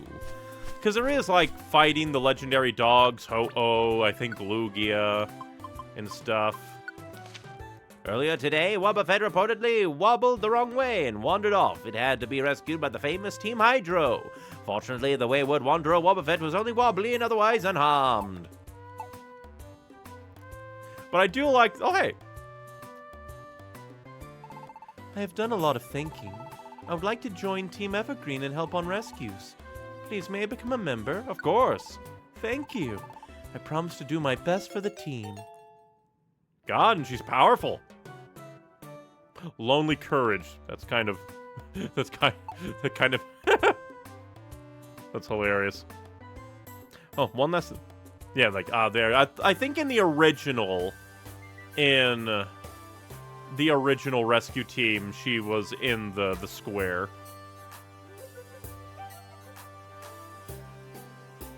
But yeah, technically there's other stuff that could be done. Fighting all the other legendaries, technically the storyline with Spinda. But the Latios and Latias storyline and the Gengar storyline were really the only ones that I really cared to do, because they felt more story, had more character. It wasn't just, hey, impetus to go fight Pokemon. It actually like, oh hey, go like fight this one, it's a misunderstanding, then save his sister. Perfectly fine. And then the whole adventure with Gengar was fun. Giving kind of a closure, not only for Gengar, but also Gardevoir. It's just really, really good. But with that, I do believe is the end of our Pokemon Mystery Dungeon Rescue Team DX adventures. The Ho-Oh quest also has that technically, but it's just a lot to do. Yeah, because for me, like, technically it has, like, a... What's the word I'm looking for? It kind of has a framing device, where, like, oh, Spinda gives you the clear feather, and then you go to the various places to charge it. But the Gengar one is definitely closure. Yep, because it's a character that you kind of care about, that you know about. It's just that it has a lot more weight to it. Basically, the Spinda thing is just additional... Like, basically the Gengar, like, the Spinda one is, hey, go fight these legendaries again. Just with a little bit of a different framing device. But and we got the same, like, watercolor art background as we did on our first, like, boot up of the game. That is hilarious to me. But that shall be that. Because... Yep, Gengar gets a portrait there too, because technically his heart was the final boss, even though we don't get to fight it. Would kind of lower his... like, the impact of his turnaround if we actually had to go beat up the darkness in his heart. The rescue team is the first one to fight the first remnants of dark matter. But I really, really like Rescue Team DX. It is definitely the superior way to play, like, Rescue Team, because it's far more, like, available on the Switch, and it just has a lot of quality of life. I do kind of miss the, like, pixel art, but they do so much with the 3D models that I can't hate it at all. It's so good. The rest are for Ho-Oh, Lugia, Celebi, Mew, Jirachi, Mewtwo, Deoxys, and finally Max Rank. Max Rank would probably take so much grinding. So much grinding. But yeah, I don't have any care to do the 99 floor dungeons, dealing with the, like, Ancient Relic to get Mew, Purity Forest to get Celebi, going through the legendary dogs and stuff, nah. Yeah, the scene at the top of Mount Freeze, because that's one thing that a lot of people, I think, criticized about Rescue Team, is that when there finally was a clash between Team ACT and the main team, like, it isn't all that much, and they decided, you know what, we're 3D now, let's get at some choreography! It's so good. So, so good.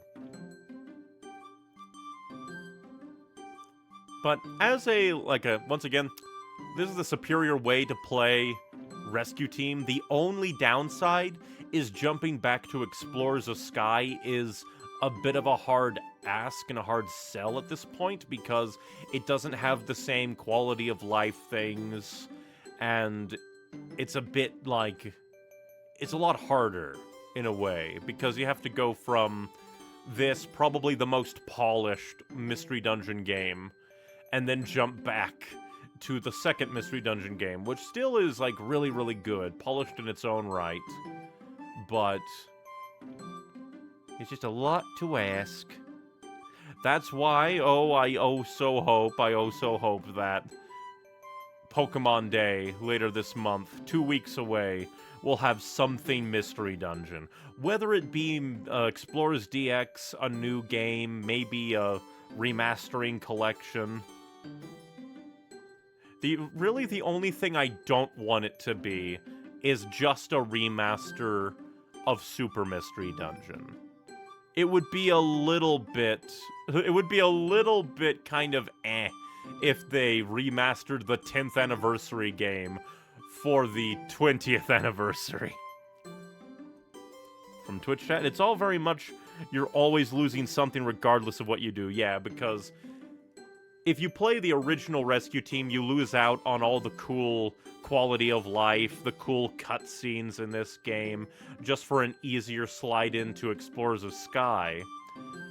And if you play this one and jump back to Explorers, or even start with Explorers, like, because even if you did do, like, Explorers of Sky on the DS, Gates to Infinity, Super Mystery Dungeon, then come to here, this game wouldn't feel as special, because this is the one that plays all of the Mystery Dungeon tropes straight. It's a very simple story. There's not really that many twists and turns in it. So, the fact that it is the first Mystery Dungeon game is the pro here. It's the one you start with, because it's that simple, and the simplicity is a very cool thing, but I think it's harder to enjoy the simplicity after you play the other games. Or rather, if you play the other games before you play this one. I do think that the added, like, cutscenes and choreography and cinematography really elevate the storytelling, that even the, like, simplistic storytelling and characters might be elevated by that. It's just like, this is still the best game to play first, because the simple nature of the game, of the story, of the characters is something to admire to me. There's something to, what's the word I'm looking for? I don't want to just repeat, there's something to admire. simplicity in and of itself can be very, very nice. Especially when the other games really start to push the envelope. Explorers really pushed, like, the story and the character. Gates to Infinity pushed that even farther, along with, like, different gameplay and graphics. And Super went all in on the storytelling, that it all beginning here. No twists, no tricks. Just a simple, straightforward story with simple, straightforward characters. It's just very, very nice. From Twitch chat, if you play the OG first, it feels redundant to play DX, yeah. If you play DX first, it feels harder to go back to Explorers. If you play Explorers first, DX's story feels more underwhelming. As said, always losing something. Yep. And plus, like, if you play, like, even if you play the other games, like Explorers, Gates to Infinity, and then Super, I think you still miss out on something by having not played Rescue Team. Because, especially Super's the kind of game that you need to play at least the other three. You need to play the other three to really get the impact of the story. It's just, that's why I desperately hope that, like, Explorers DX becomes a thing, just so that people can have a really nice ease in. They can play the simple, fun, like, Pokemon Mystery Dungeon game, get them started, go into the fan favorite, and then comes the problem of you need a 3DS to play Gates and Super. Would be kind of hard. The end of Super definitely hinges itself on you knowing the tropes and the trend. Because, like, you can kind of get it with, like, Explorers and Gates. To a degree. More Gates than anything. Because the ending twist of Explorers is a bit different than the other two.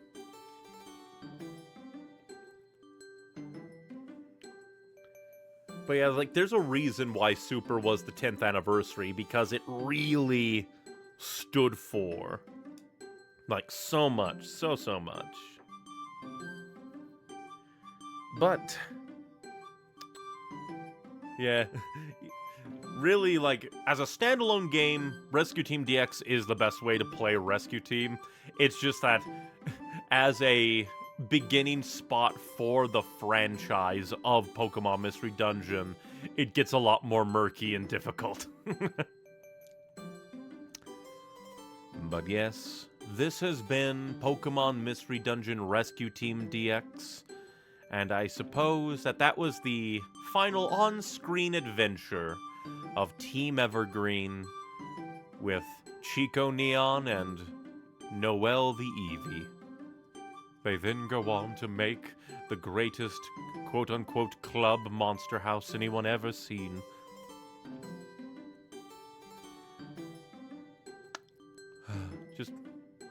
It's so nice. It's just such a nice game. Next time we stream, it'll be Saturday, 5 p.m. Central Standard Time, and we will return to Hyrule in Ocarina of Time. Last time, we beat the Forest Temple. No idea where we're gonna go from there, but we will see what we'll see. We will see about making further progress in Ocarina of Time, and I suppose, if I don't change my mind, the game that we will play after Ocarina of Time may very well be Pokemon Black or White. I need to do research on which one is better, because I think Pokemon Black and White is when they really started to put decent differences into some of the generations. From Twitch chat Roto, every other team had their own story from their games, and meanwhile we've crafted this mess for this team. Granted, that is part of the fun, trying to kind of headcanon these characters, because there is a bit of fun to kind of put yourself in the shoes of the character, but, like, after kind of doing a read-along where somebody was playing through Gates to Infinity and Super for the first time. There is a lot of fun kind of headcanoning what your version of the team is thinking, what they're going through, what their personality is like, and how they handle the events in more detail than given in the game. It falls to a question. You believe in truths or ideals for Black and White? I don't know. Because, like, in a way, if your ideal is to uphold the truth, like, then I guess, like, oh, you uphold the truth, but still, ideals. I feel like they kind of weave together at a certain point depending on your ideals. And I do not know. But I'll definitely do more research, see what kind of, like, things, what kind of Pokemon are, like, exclusive to each version. And one thing I'm definitely going to do in Black and White is see if I can put a Zorua into my team after the first stream, because mean Pokemon Company deciding to make the really cool, basically mascot mon for the generation, an event only. Game Freak. But I can help with that. I won't say no to that. I think I did some, like, hex edit testing to be like, oh, I know how to do it. Yeah, you can inject the event into your game pretty simply. I think I was going to go the simple path of just hex editing a simple Zorua into my team, but we could do that. Would not say no to that information. Get a special event. Make it kind of canon. Yes, but I'm going the less cheaty path. Completely fair. But yes. This has been Rescue Team DX. And actually, with this will have made it so that I have played every single major Pokemon Mystery Dungeon game that's been released. Technically, there have been different versions, like Explorers of Time, Explorers of Darkness, but I don't really count those. Even then, technically, I played Red Rescue and Blue Rescue Team. But I've played the original Rescue Team, I've played Explorers of Sky, Gates to Infinity, Super Mystery Dungeon, and now, Rescue Team DX. And I have to say, this is probably my favorite, like, quote-unquote franchise. Because there are, like, in a way, games that do the kind of thing that I really like about Mystery Dungeon better. Like, when it comes to characters, like, Mass Effect is there if you want to really get, like, involved, well, not involved, but, what's the word I'm looking for? Immersed in characters. And then the ending happens. That kind of disregards it. I will forever say, the ending to the whole overarching trilogy really shouldn't have mattered, and then the Citadel DLC should have been an epilogue. It would have been the best ending. It would have tied everything together so well. But there are probably other games that do a lot of the things that I really, really like about Mystery Dungeon a bit better. But Mystery Dungeon is so unique because it's Pokemon Mystery Dungeon. You get to play as the Pokemon, and the Pokemon are the characters. Whereas in the other, like, Pokemon games, you're a trainer, so it's just like, it's different, and the Pokemon aren't really allowed to be characters. And a lot of the stories kind of aren't about the Pokemon to a degree. So to have, like, a Pokemon game that's all about the Pokemon is so good. And the fact that the stories decide to go so hard most of the time, have so much emotion, is so good. For the longest time, like, I would say just like, I kind of tolerate the gameplay to get to the characters and story. But even the gameplay has really grown on me.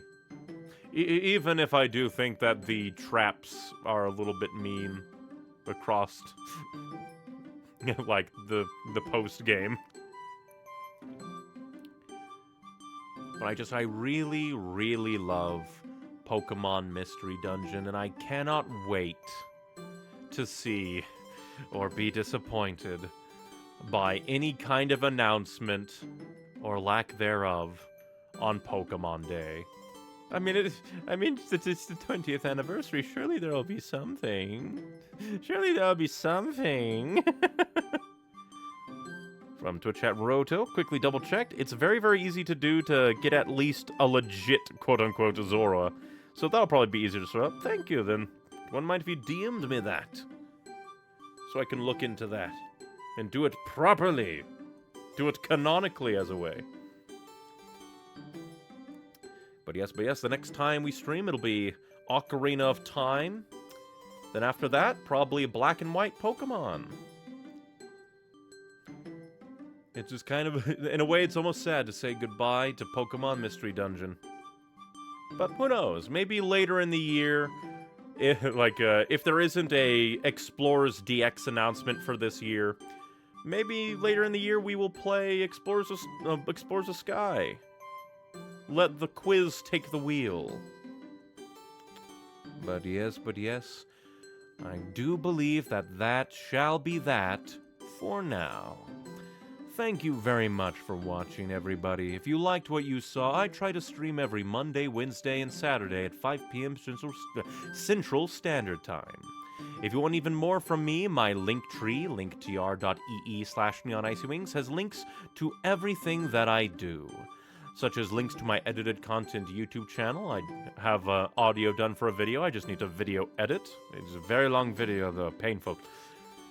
Links to my streaming YouTube and streaming Twitch, depending on your preference. With all of these streams being uploaded to the streaming YouTube channel for quality, with also the occasional, off-stream recorded games, like Pikmin.